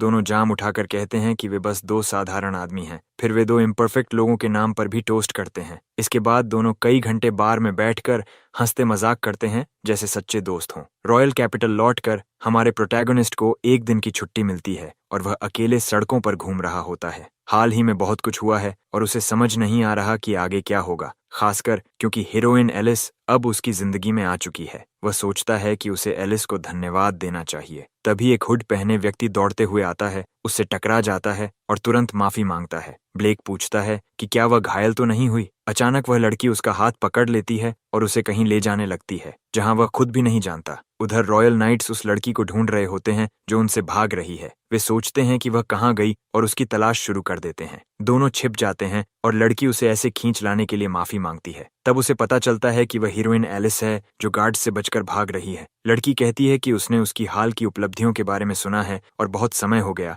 जब वे आखिरी बार मिले थे। ब्लेक कहता है कि उसने कुछ खास नहीं किया और पूछता है कि एलिस का पीछा क्यों किया जा रहा है। उत्साहित होकर लड़की कहती है कि वह काम से भाग रही है। डीमन किंग की हार का जश्न मनाने की तैयारियां चल रही हैं और उसे कई कार्यक्रमों में शामिल होना पड़ता है। उसे हजारों महत्वपूर्ण लोगों से मिलना है। इसके अलावा उसे लेटर्स का जवाब देना होता है और कई महत्वपूर्ण ब्यूरोक्रेटिक डॉक्यूमेंट्स संभालने पड़ते हैं। हमारा हीरो सोचता है कि यह बहुत कठिन होगा। बाकी लोग भी काम कर रहे हैं, लेकिन एलिस जितना नहीं। वह इतनी जिम्मेदारियों से घिर गई है कि परेशान हो गई है। इसलिए वह अपनी जिम्मेदारियों से भाग आई है और परिणामों के बारे में नहीं सोच रही। ब्लेक समझ जाता है कि एलिस को मन शांत करने के लिए थोड़ा बदलाव चाहिए था। वह पूछता है कि क्या हीरोइन उसके साथ बाहर घूमने चलना चाहेगी ताकि उसका मन हल्का हो सके। एलिस ने उसके लिए इतना कुछ किया है, इसलिए वह उसे सही तरह से धन्यवाद देना चाहता है। लड़की बिना सोचे उसकी इनविटेशन स्वीकार कर लेती है। वह कहती है कि उसे पता ही नहीं था कि रॉयल कैपिटल के इतना पास ऐसी जगह भी है। पता चलता है कि यह एलिस की पसंदीदा जगह है। ब्लेक पूछता है कि क्या वह उस जगह पर आ सकता है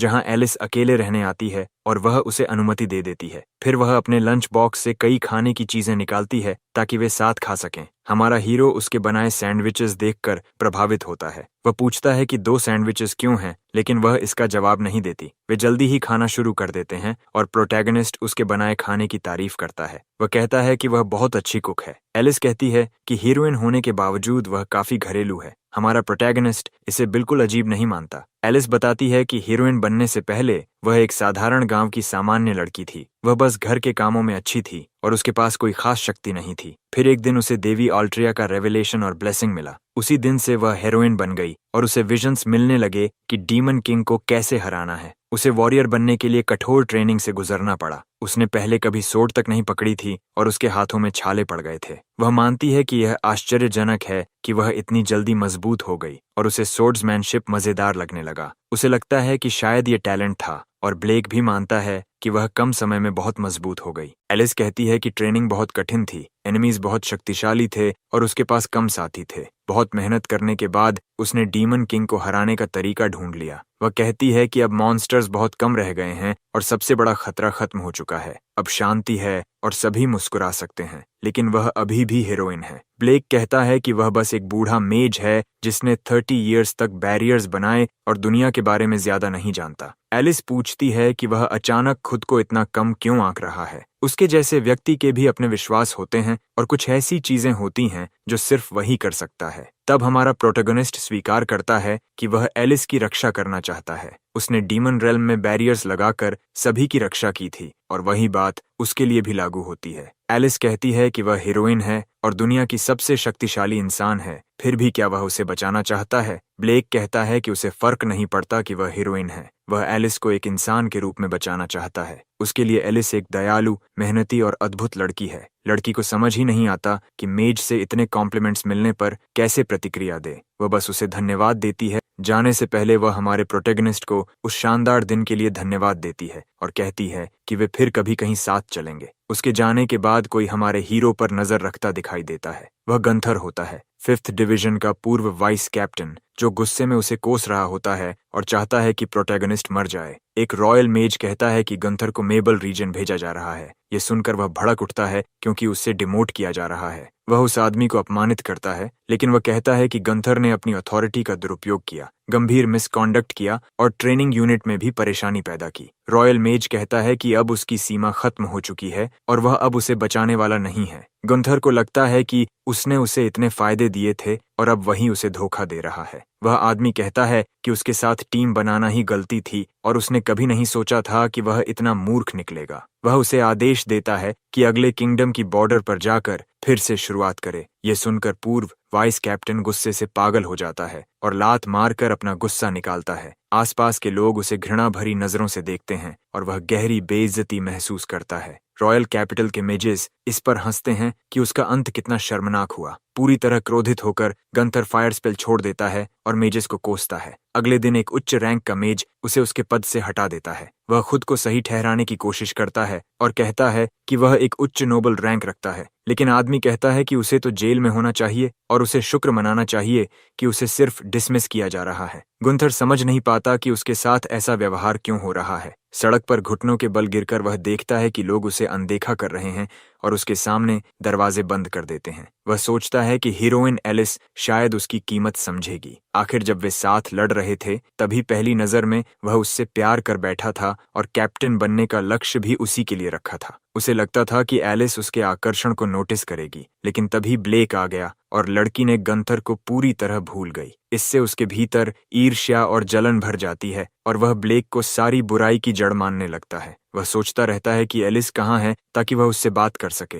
तभी वह सड़क पर हीरोइन को बैरियर मेज के साथ देख लेता है। उन्हें देखकर खुश होने से पहले ही वह अपने सबसे बड़े दुश्मन के सामने खड़ा हो जाता है। दोनों को साथ देखकर वह सोचता है कि ऐसा क्यों हो रहा है। आखिर उसे लगता था कि उसी को वॉरियर के साथ होना चाहिए था। उसका सपना था कि वह उससे शादी करे और उसके साथ जीवन बिताए, लेकिन अब वह सपना टूट चुका था। इससे उसके भीतर बैरियर मेज के प्रति गहरा क्रोध भर जाता है। वह चाहता है कि ब्लेक मर जाए और सोचता है कि उसे खत्म करके एलिस को अपने पास ले आएगा। वह कहता है कि हीरोइन तो शुरू से ही उसकी थी। रॉयल कैपिटल के अंदर सभी रिक्रूट्स फॉर्मेशन में खड़े होते हैं। सभी यूनिट्स और लोग एक जगह इकट्ठा हुए हैं ताकि डीमन किंग की हार का समारोह मनाया जा सके। वहां उनकी असाइंड पोजीशंस की घोषणा होने वाली है। पहले मेन गेट गार्ड की घोषणा होती है, फिर उस यूनिट की जो लेडी एलिस और हीरोज की एस्कॉर्ट करेगी। ग्रुप उम्मीद करता है कि वे एस्कॉर्ट टीम में हों। कुछ समय बाद सभी रोल्स की घोषणा पूरी हो जाती है। रेड हेयर्ड लड़का सोचता है कि सभी रॉयल मेजेस उन्हें क्यों देख रहे हैं। तभी क्लैरा समझती है कि वे उसी टीम का हिस्सा हैं जो एलिस और हीरोज की एस्कॉर्ट करेगी। ये सुनकर सब चौंक जाते हैं। रॉयल मेजेस को पसंद नहीं आता कि रिक्रूट्स को एस्कॉर्ट ड्यूटी दी जाए। लांसलॉट जल्दी से कहता है कि यह एलिस की पर्सनल रिकमेंडेशन है। उन्होंने मॉन्स्टर अटैक के दौरान शानदार प्रदर्शन किया था। ब्लेक ने लॉर्ड गंथर को हराया था और उसे एलिस तथा ईटा का भरोसा भी मिला हुआ है। सभी मान लेते हैं कि वह कैप्टन के साथ लड़ने लायक मजबूत है। कैप्टन घोषणा करता है कि यह अंतिम फैसला है और सभी को अपने अपने कर्तव्य निभाने का आदेश देता है। मेजेस आदेश मान लेते हैं। हैरान क्वार्टेट हीरोइन के कमरे के सामने पहुंचते हैं। इवन इतना घबराया हुआ होता है कि उसे लगता है कि वह उल्टी कर देगा। लड़कियों को यह अच्छा नहीं लगता और वे उसे कहते हैं कि खुद को संभाले, लेकिन सच में वे सब भी घबराहट से कांप रहे होते हैं। आखिर उनके पास कोई विकल्प नहीं होता और वे कमरे में प्रवेश करते हैं। जैसे ही वे अंदर जाते हैं, हीरोइन एलिस और विच पहले से उनका इंतजार कर रही होती हैं। दोनों को इतने करीब देखकर वे हैरान रह जाते हैं। हमारा प्रोटैगोनिस्ट उन्हें ऐसे अभिवादन करता है जैसे वह पहले से ही उनके करीब हो। एलिस कहती है कि उसने सुना है ब्लेक ने मॉन्स्टर्स को हराकर शानदार काम किया है। विच कहती है कि उसे तो पहले से ही उससे यही उम्मीद थी। क्वार्टेट ये देखकर प्रभावित होते हैं कि वे उससे कितनी परिचित और करीब लगती हैं। वे रॉयल नाइट्स के साथ बैठते हैं और बहुत घबरा जाते हैं। तब हीरोइन कहती है कि वे उन्हें नुकसान नहीं पहुंचाएंगे और आराम से बैठ सकते हैं। इवन सोचता है कि दोनों बहुत फ्रेंडली हैं, लेकिन नाइट्स डरावने लगते हैं। ईडा के साथ आई पतली लड़कियां भी उसे देखकर आश्वस्त महसूस करती हैं। क्लारा हैरान हो जाती है कि इतने महान लोग बूढ़े आदमी को जानते हैं, जिससे पता चलता है कि वह कोई साधारण व्यक्ति नहीं है। रेडहेड पहले ही समझ चुका था कि वह असाधारण है, लेकिन उसने नहीं सोचा था कि बात इस स्तर तक जाएगी। एक नाइट हीरोइन से सुझाव देता है और पूछता है कि क्या ब्लेक के साथ आए तीनों भी मजबूत हैं। वह कहता है कि उनमें ताकतवर लोगों जैसा ऑरा नहीं दिखता, लेकिन फिर भी ब्लेक उन पर भरोसा करता है। रॉयल नाइट कहता है कि वे उसके साथ एक टेस्ट ले सकते हैं, इसलिए तीनों एरिना में उसके सामने खड़े हो जाते हैं। वह कहता है कि नियम सरल हैं, अगर वे उस पर एक भी हिट कर दें तो वे जीत जाएंगे। रॉयल नाइट खुद मैजिक का इस्तेमाल नहीं करेगा। तीनों को यह पसंद नहीं आता कि वह उन्हें कमतर समझ रहा है। रेडहेड नाराज होकर कहता है कि वह ऐसा चेहरा न बनाए और फायर स्पेल तैयार करता है। तीनों अपने स्पेल्स तैयार करते हैं और एक साथ रॉयल मेज पर हमला करते हैं। कुछ ही देर बाद तीनों जमीन पर गिर चुके होते हैं। वह पूछता है कि क्या लड़ाई खत्म हो गई। इवन हैरान है कि उसने उनके सारे स्पेल्स डॉज कर दिए। रॉयल नाइट कहता है कि उसे लेडी वॉलबर्गा ने ट्रेन किया है और वह उनके जैसे मेजेस से नहीं हारेगा। वॉलबर्गा होली सोर्ड के हीरोज की वैनगार्ड का हिस्सा थी और सोर्ड्समैनशिप की जीनियस थी। उसे मेजेस से लड़ने का बहुत अनुभव है और उसे हराने का कोई मौका नहीं है। रॉयल नाइट कहता है कि वह एस्कॉर्ट ड्यूटी कमजोर लोगों को नहीं दे सकता। वह पूछता है कि सेरेमोनी तक कितने दिन बचे हैं। एलिस कहती है कि 3 वीक्स बाकी हैं। ब्लेक पूछता है कि अगर वे खुद से मजबूत हो जाएं तो क्या उन्हें टीम में स्वीकार किया जाएगा। रॉयल नाइट कहता है कि सेरेमोनी से 3 डेज पहले वह उन्हें इवैल्यूएट करेगा और फिर फैसला करेगा। हमारा हीरो पूछता है कि उन्हें क्या करना चाहिए। ट्रियो हार मानने से इनकार कर देता है और कहता है कि वे मजबूत बनना चाहते हैं। दोनों हीरोइंस कहते हैं कि वे टीम के लिए प्रार्थना कर रही हैं और उन्हें शुभकामनाएं देती हैं। नाइट सोचता है कि वे सिर्फ 3 वीक्स में क्या हासिल कर सकते हैं, लेकिन वह कहता है कि वह उनकी परफॉर्मेंस देखेगा। ट्रियो तय करता है कि वे ट्रेनिंग में अपनी पूरी ताकत लगा देंगे। वे मेका फॉरेस्ट की ओर जाते हैं जहां विशाल हाई लेवल मॉन्स्टर्स उनका सामना करते हैं। लेवल 3 मॉन्स्टर्स को देखकर वे डर से चिल्लाते हैं और भागने लगते हैं क्योंकि उन्हें लगता है कि वे जीत नहीं सकते। इसी बीच प्रोटैगनिस्ट बैरियर पर तैरते हुए कहता है कि वे जीत सकते हैं। वह कहता है कि अगर वे लड़ाई से भागेंगे तो कभी मजबूत नहीं बनेंगे। रेड हेड हिम्मत जुटाता है और मॉन्स्टर्स पर फायर मैजिक कास्ट करता है, लेकिन क्रीचर उसे डॉज कर देता है और सीधे इवन के सामने आ जाता है। लिजर्डमैन उसके सामने खड़ा हो जाता है। टीन समझ जाता है कि उनके स्पेल्स बहुत प्रभावी नहीं थे और उसे समझ नहीं आता क्या करे। ब्लेक कहता है कि उन्हें खुद ही सीखना होगा कि कैसे सरवाइव करना है और कैसे मजबूत बनना है। लिजर्डमैन रेडहेड पर हमला करने ही वाला होता है, लेकिन उससे पहले कि वह इवन को खत्म करे, हमारा प्रोटैगनिस्ट बीच में आकर बैरियर बना देता है। वह कहता है कि जब स्थिति बहुत कठिन होगी तो वह उन्हें बचाएगा, लेकिन फिर भी वह ट्रियो को प्रेरित करता है और कहता है कि वे यह कर सकते हैं। वह कहता है कि अगर सही तैयारी की जाए तो वे मजबूत बन सकते हैं। क्लारा कहती है कि उन्हें बूढ़े आदमी की बात याद रखनी चाहिए ताकि वे तैयार रह सकें, लेकिन ब्लेक कहता है कि वह उनकी मैजिक को ट्रेन नहीं कर सकता। वह सिर्फ बैरियर टेक्निक्स सिखा सकता है और फिजिकल ट्रेनिंग की बेसिक्स जानता है। वे समझ नहीं पाते कि किस दिशा में आगे बढ़ें, लेकिन हमारा हीरो कहता है कि उन्हें वही कार्ड्स इस्तेमाल करने चाहिए जो पहले से उनके पास हैं। उन्हें बूढ़े आदमी के साथ हुई बातचीत याद आती है और वे समझ जाते हैं कि उन्हें क्या करना है, मैजिक का इस्तेमाल करके अपनी फिजिकल स्किल्स को बेहतर बनाना। जब लिजर्डमैन फिर हमला करता है तो लड़की आसानी से उससे बच जाती है। फिर रेडहेड अपने फायर स्पेल से उस पर हमला करता है। पहली बार उसका हमला असर करता है और लिजर्ड थोड़ा जल जाता है। तभी क्लैरा सामने आकर कहती है कि मॉन्स्टर को डिस्ट्रैक्ट होने का मौका न दो और अपना स्पेल कास्ट करती है। उसका अटैक पूरी तरह सफल होता है और लेवल 3 मॉन्स्टर को खत्म कर देता है। हमारा प्रोटैगनिस्ट मानता है कि साथ लड़ने से उनकी ताकत कई गुना बढ़ जाती है। अगर वे एक दूसरे के साथ अच्छी तरह तालमेल रखें तो वे और भी मजबूत बनेंगे। ट्रेनिंग के दूसरे दिन प्रोटैगनिस्ट उन्हें माउंटेन पर चढ़ने को कहता है ताकि उनकी स्टैमिना और स्ट्रेंथ बढ़े। तीसरे दिन वे अपनी एबिलिटीज को बेहतर समझने लगते हैं और स्पेल्स को नए तरीकों से इस्तेमाल करने लगते हैं, जैसे हीलिंग। कई डेज गुजरते हैं और उनके स्पेल्स की क्वालिटी काफी बेहतर हो जाती है। सेरेमोनी से 3 डेज पहले रॉयल नाइट घोषणा करता है कि इवैल्यूएशन फिर से होगा। इवन इस बार अलग तरीके से लड़ने और हार न मानने का निश्चय करता है। रॉयल नाइट उन्हें बहुत आत्मविश्वास से भरा देखकर सोचता है कि शायद ब्लेक ने उन्हें प्रोत्साहित किया है, लेकिन उसे लगता है कि झूठा आत्मविश्वास बेकार है। अब वे कठोर वास्तविकता का सामना करेंगे। रेडहेड सोचता है कि उसे पहले हमला करना चाहिए और फायर स्पेल कास्ट करता है, लेकिन नाइट अपनी साइट से उस स्पेल को काट देता है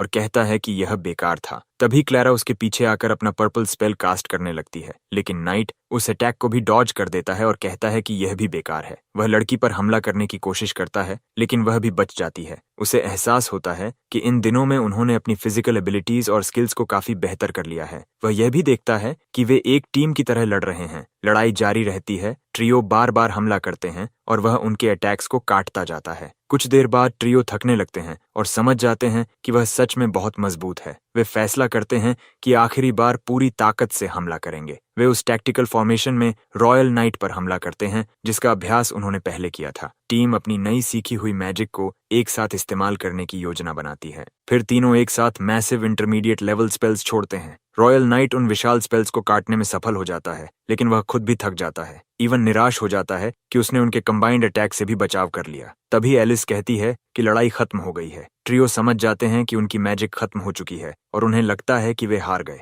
ब्लेक कहता है कि उन्हें गर्व होना चाहिए क्योंकि वे सिर्फ 3 वीक्स में बहुत मजबूत हो गए हैं। रॉयल नाइट उनके पास आता है और कहता है कि वे टेस्ट पास कर चुके हैं, भले ही वे हार गए। अपने आर्मर में आई दरार दिखाते हुए वह कहता है कि उनका स्पेल प्रभावशाली था। वह उनके सामने घुटने टेक कर कहता है कि 3 वीक्स में वे स्पष्ट रूप से मजबूत हो गए हैं। वह कहता है कि वे एस्कॉर्ट मिशन में अच्छा करेंगे। बूढ़ा आदमी भी उन पर गर्व करता है। ट्रियो अपनी मेहनत का फल पाकर बहुत खुश हो जाते हैं। एलिस नोटिस करती है कि उनके बीच मास्टर और डिसाइपल जैसा रिश्ता है। उसे विश्वास है कि ब्लेक की टीम के साथ सेरेमोनी अच्छी तरह संपन्न होगी, लेकिन विच को लगता है कि अभी भी कुछ रूमर्स फैल सकते हैं और वह चाहती है कि सब कुछ बिना किसी परेशानी के हो। इसी बीच हम गुंथर को देखते हैं जो बीमार हालत में सड़कों पर भटक रहा है और बहुत खराब दिख रहा है। आखिरकार डीमन किंग सबजुगेशन सेरेमोनी का दिन आ जाता है। शहर के लोग जश्न मनाते हैं और हीरो टीम के गुजरते ही जयकार करते हैं। ट्रियो भीड़ का आकार देखकर हैरान हो जाते हैं और समझते हैं कि उन्हें हीरोइन की ठीक से रक्षा करनी होगी। ब्लेक नोटिस करता है कि एलिस के साथी उनके पीछे ड्रैगन कैरेज में बैठे हैं। अचानक हीरोइन आती है और हमारे प्रोटैगनिस्ट से बात करना चाहती है, लेकिन वह सोचता है कि अब उन्हें अपने काम पर ध्यान देना चाहिए। इस समय उसे लगता है कि वे किसी भी तरह की गलती की गुंजाइश नहीं छोड़ सकते।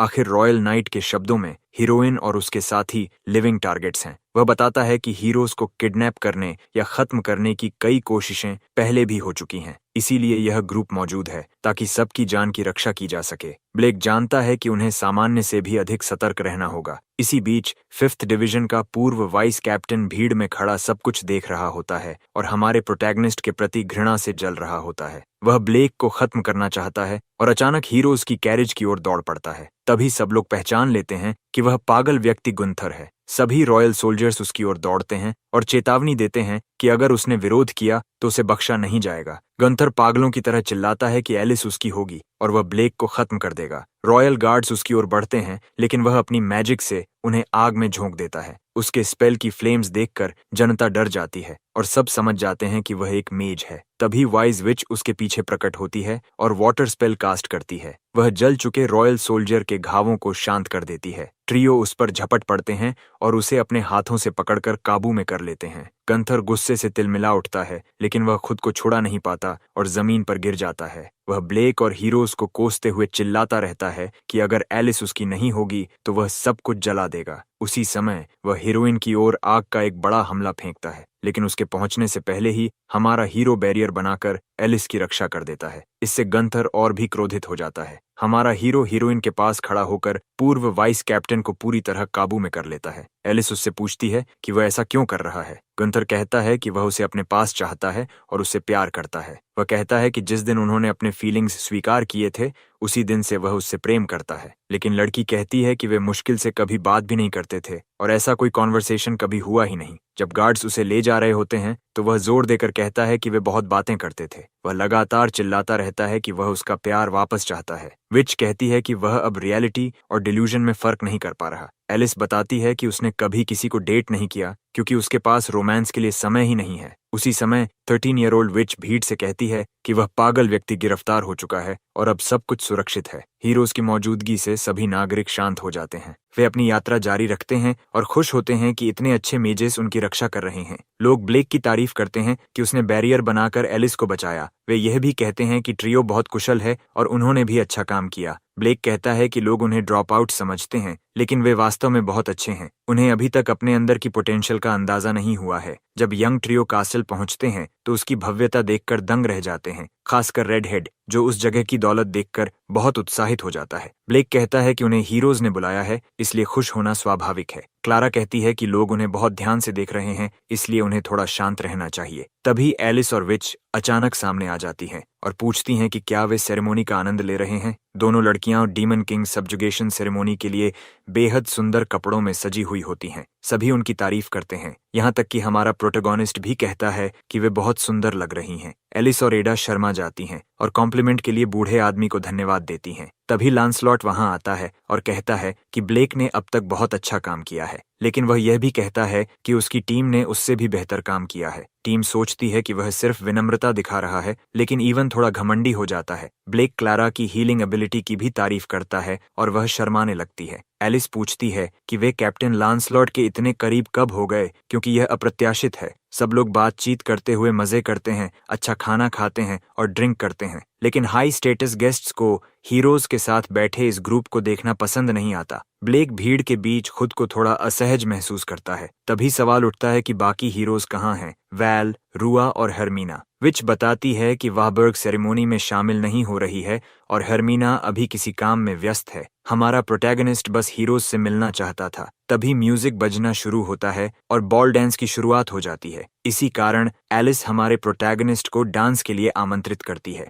ब्लेक कहता है कि उसने कभी डांस नहीं किया, लेकिन फिर भी हीरोइन के साथ डांस करने लगता है। वह उसे कहती है कि बस उसके कदमों का पालन करे और सब ठीक रहेगा। दोनों बहुत खूबसूरती से डांस करते हैं। बाकी लड़कियां थोड़ा ईर्ष्या महसूस करती हैं, जबकि ईवन को यह सब मजेदार लगता है। इसके बाद बैरियर मेज वाइज विच को डांस के लिए आमंत्रित करता है। वह तुरंत मान जाती है और दोनों भी प्यारे तरीके से डांस करते हैं। एलिस नोटिस करती है कि कैप्टन लांसलॉट मुस्कुरा रहा है। कैप्टन हैरान है कि बैरियर मेज से मिलने के बाद उसका व्यवहार भी बदल गया है। हीरोइन कहती है कि वह एक खास इंसान है जो अपने आसपास के लोगों को बेहतर बना देता है। वे यह भी कहते हैं कि गुंथर भी उससे प्रभावित हुआ था, लेकिन बुरे तरीके से, क्योंकि वह एक घृणित व्यक्ति था। वे पूछते हैं कि अब उसके साथ क्या होगा। कैप्टन कहता है कि उसे गिलोटीन के पास ले जाया जा रहा है और उसकी ऑब्सेशन ही उसे उस हालत तक ले आई। इसमें एलिस की कोई गलती नहीं है। कुछ डेज बाद सेरेमोनी खत्म हो जाती है। हमारा प्रोटैगोनिस्ट कहता है कि सेरेमोनी के बाद उसे एक दूसरे कॉन्टिनेंट पर एक्सपीडिशन पर जाना होगा और यह कठिन होगा।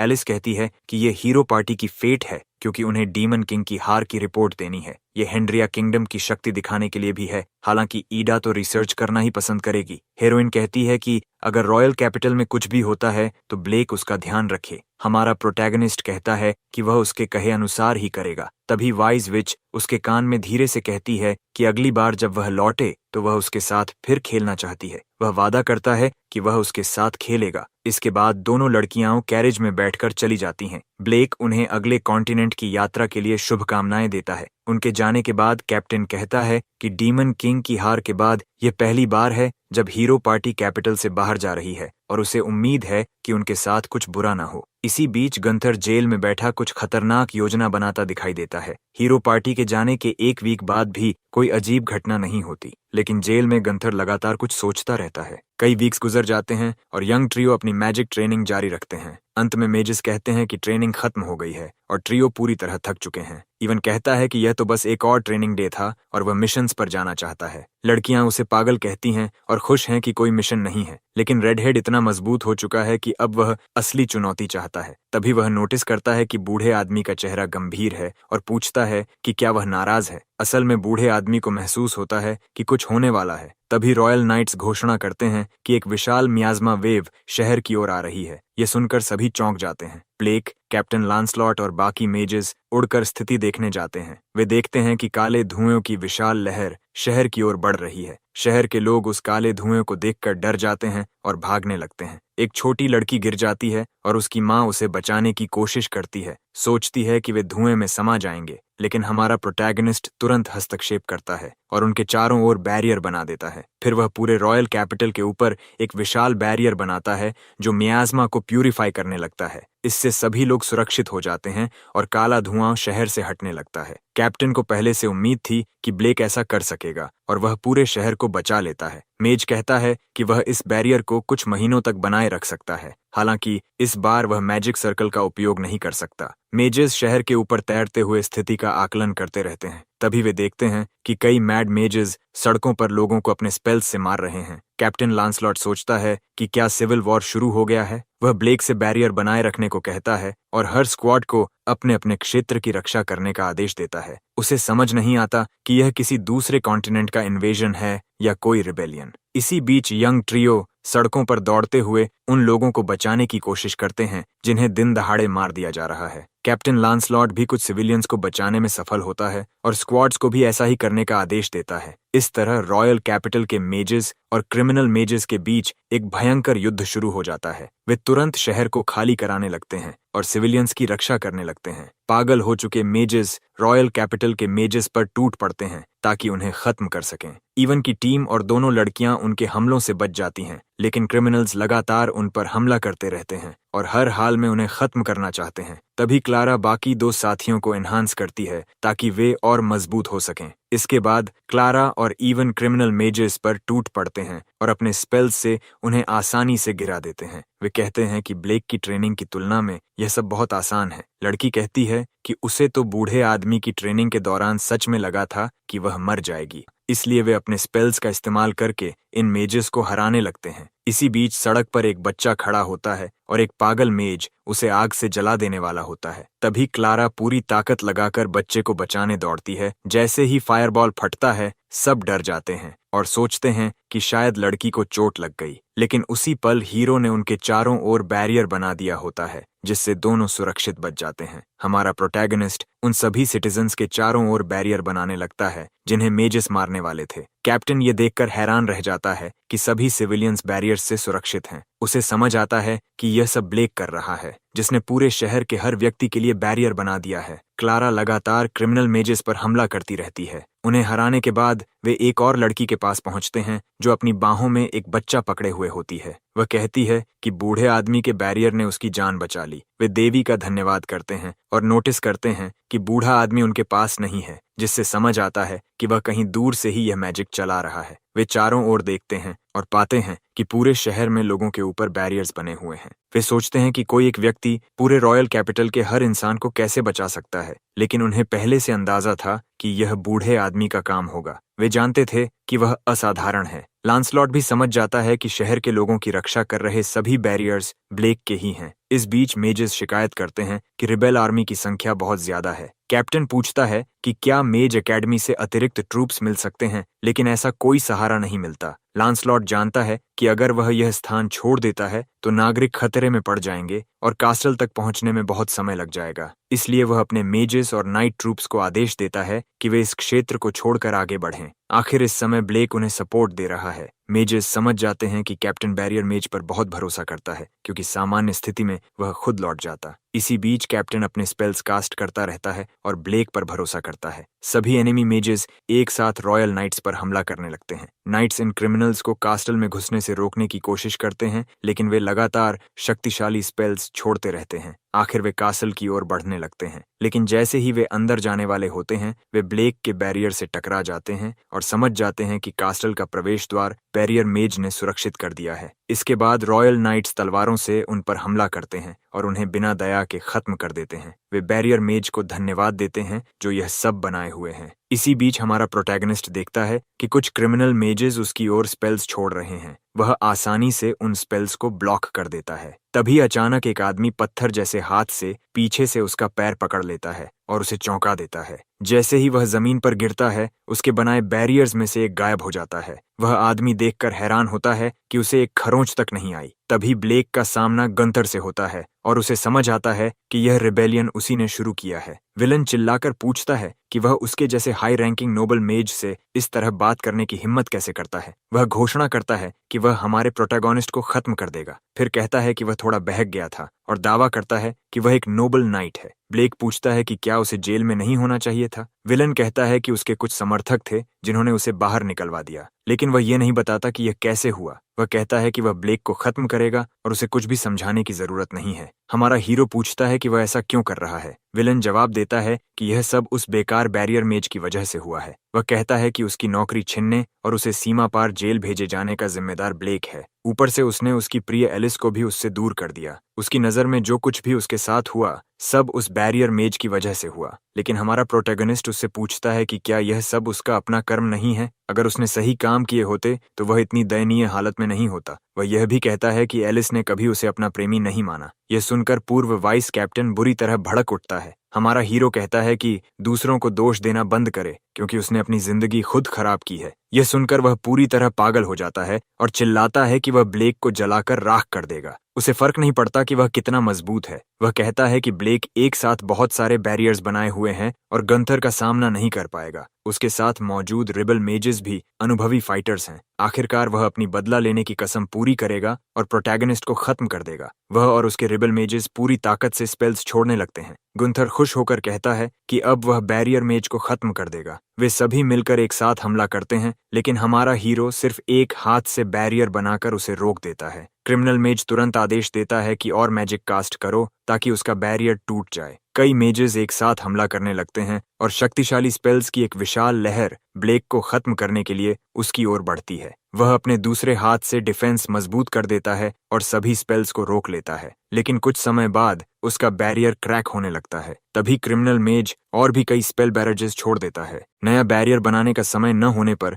हमारा प्रोटैगनिस्ट तेजी से डॉज करने लगता है। वह अपनी बैरियर टेक्निक्स का इस्तेमाल करके हमलों को ब्लॉक और इवेड करता है, लेकिन मेजेस रुकते नहीं और अपनी सारी ताकत से उस पर हमला करते रहते हैं। वह अपने पैर के नीचे बैरियर बनाकर ऊंची छलांग लगाता है ताकि ब्लास्ट से बच सके। फिर भी वे चिल्लाते हैं कि अब उसके पास भागने की कोई जगह नहीं है। हमारा हीरो अपने हाथों में बैरियर की एक स्फीयर बना लेता है और उसे इस्तेमाल करके खुद को आगे धकेलते हुए उड़ जाता है। जमीन पर उतरकर वह सभी स्पेल्स से बच निकलता है। वह जानता है कि वह अपनी पूरी ताकत इस्तेमाल नहीं कर सकता क्योंकि पूरे कैपिटल पर बना बैरियर उसी के नियंत्रण में है। गुंथर कहता है कि वह इसलिए हार जाएगा क्योंकि वह बेकार सिटीजन्स की रक्षा करने में अपनी ताकत बर्बाद कर रहा है। लेकिन ब्लेक जवाब देता है कि उन्हीं लोगों की वजह से उसे लड़ने की ताकत मिलती है। यह सुनकर क्रिमिनल मेज और गुस्सा हो जाता है और फिर पूरी ताकत से हमला करता है। इस बार हमारा हीरो हमलों से बचते हुए काउंटर अटैक की तैयारी करता है। वह रिबल मेजेस की ओर सीधा दौड़ता है और अपने बैरियर्स से उन पर हमला करता है। कुछ ही पलों में वह कई मेजेस को आसानी से गिरा देता है और उनका लीडर डरने लगता है। ब्लेक बताता है कि यह मोबाइल बैरियर टेक्निक है। उसके बैरियर्स में ऑफेंसिव और डिफेंसिव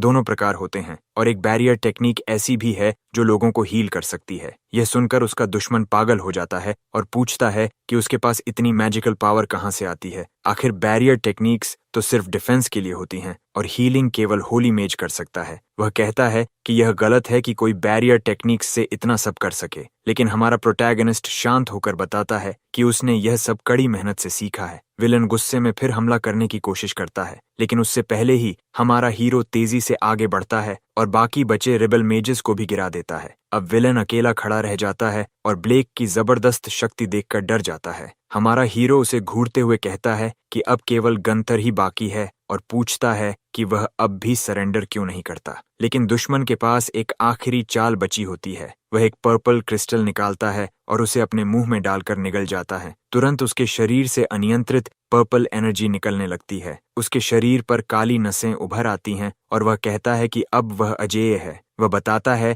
कि उसने इसे एलिस के साथ अकेले होने पर इस्तेमाल करने की योजना बनाई थी, लेकिन अब इस शक्ति से वह हीरो को भी गिरा सकता है। ये देखकर हमारा प्रोटैगनिस्ट तुरंत कई बैरियर्स बनाने लगता है और कहता है कि वह ऐसा कभी होने नहीं देगा। विलन उससे कहता है कि प्रोटेक्टर बनने का नाटक करना बंद करे और एक विशाल स्पेल तैयार करता है। वह इविल पर्पल मैजिक का भयानक वर्ल्डविंड छोड़ता है, जिसे हमारा हीरो आसानी से बैरियर से रोक देता है। लेकिन अचानक बैरियर टूट जाता है और वह हैरान रह जाता है। उसके तुरंत बाद एक विशाल एक्सप्लोजन होता है और हमारा प्रोटैगनिस्ट उसके बीच में फंस जाता है। विलन उसे गार्डियन बनने का नाटक बंद करने को कहता है और उसका बैरियर तोड़ देता है, लेकिन हमारा हीरो मोबाइल बैरियर का उपयोग करके ब्लास्ट के केंद्र से बच निकलता है। फिर भी विलन हमला करना नहीं रोकता। अब ब्लेक शहर के ऊपर हवा में तैर रहा होता है और लगातार अटैक्स से बच रहा है। उसका दुश्मन चिढ़कर पूछता है कि क्या वह उसे छू भी नहीं पाएगा। वह स्पाइरल स्ट्राइक तैयार करता है और कहता है कि अब हमारे हीरो का अंत होगा। विलन एक और शक्तिशाली हमला छोड़ता है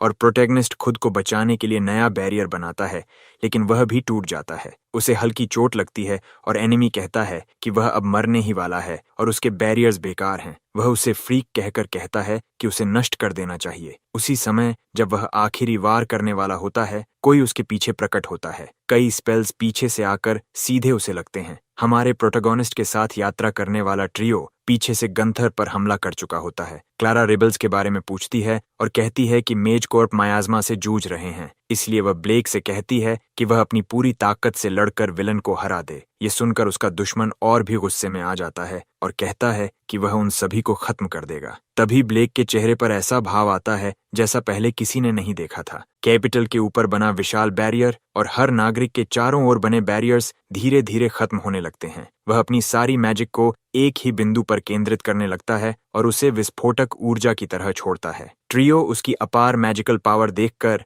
हैरान रह जाते हैं। सभी लोग प्रार्थना करने लगते हैं कि वह इस लड़ाई में जीत जाए। इस बीच प्रोटैगनिस्ट शक्तिशाली एनर्जी से घिर जाता है। गंथर कहता है कि अब गंभीर बनने से कुछ नहीं होगा क्योंकि वह उसे मार नहीं पाएगा। विलन एक और बेहद शक्तिशाली स्पेल छोड़ता है और कहता है कि ब्लेक पहले ही हार चुका है, लेकिन हमारा हीरो उस अटैक से बिना खरोंच के बच निकलता है। विलन हैरान रह जाता है क्योंकि उसे यकीन था कि हमला सीधा लगा था। फिर भी वह कहता है कि वह बार बार हमला करेगा जब तक जीत न जाए। कई मैजिक स्फीयर्स उसकी ओर उड़ते हुए आते हैं, लेकिन हमारा हीरो बिल्कुल नहीं घबराता। विलन कहता है कि ये हाई लेवल स्पेल्स हैं और इन्हें ब्लॉक करना असंभव है। तभी ब्लेक अपने एनिमी के चारों ओर एक मैजिकल बैरियर बना देता है और उसे भीतर फंसा देता है। फिर वह उस बैरियर के अंदर शक्तिशाली इलेक्ट्रिक सर्ज छोड़ता है। झटका इतना तीव्र होता है कि गंथर तुरंत जमीन पर गिर जाता है और खड़ा भी नहीं हो पाता। गंथर अपनी हार पर विश्वास नहीं कर पाता। तब ब्लेक कहता है कि बैरियर्स का अस्तित्व सभी की रक्षा करने के लिए है। उसका दुश्मन एक शब्द भी नहीं बोल पाता और अंततः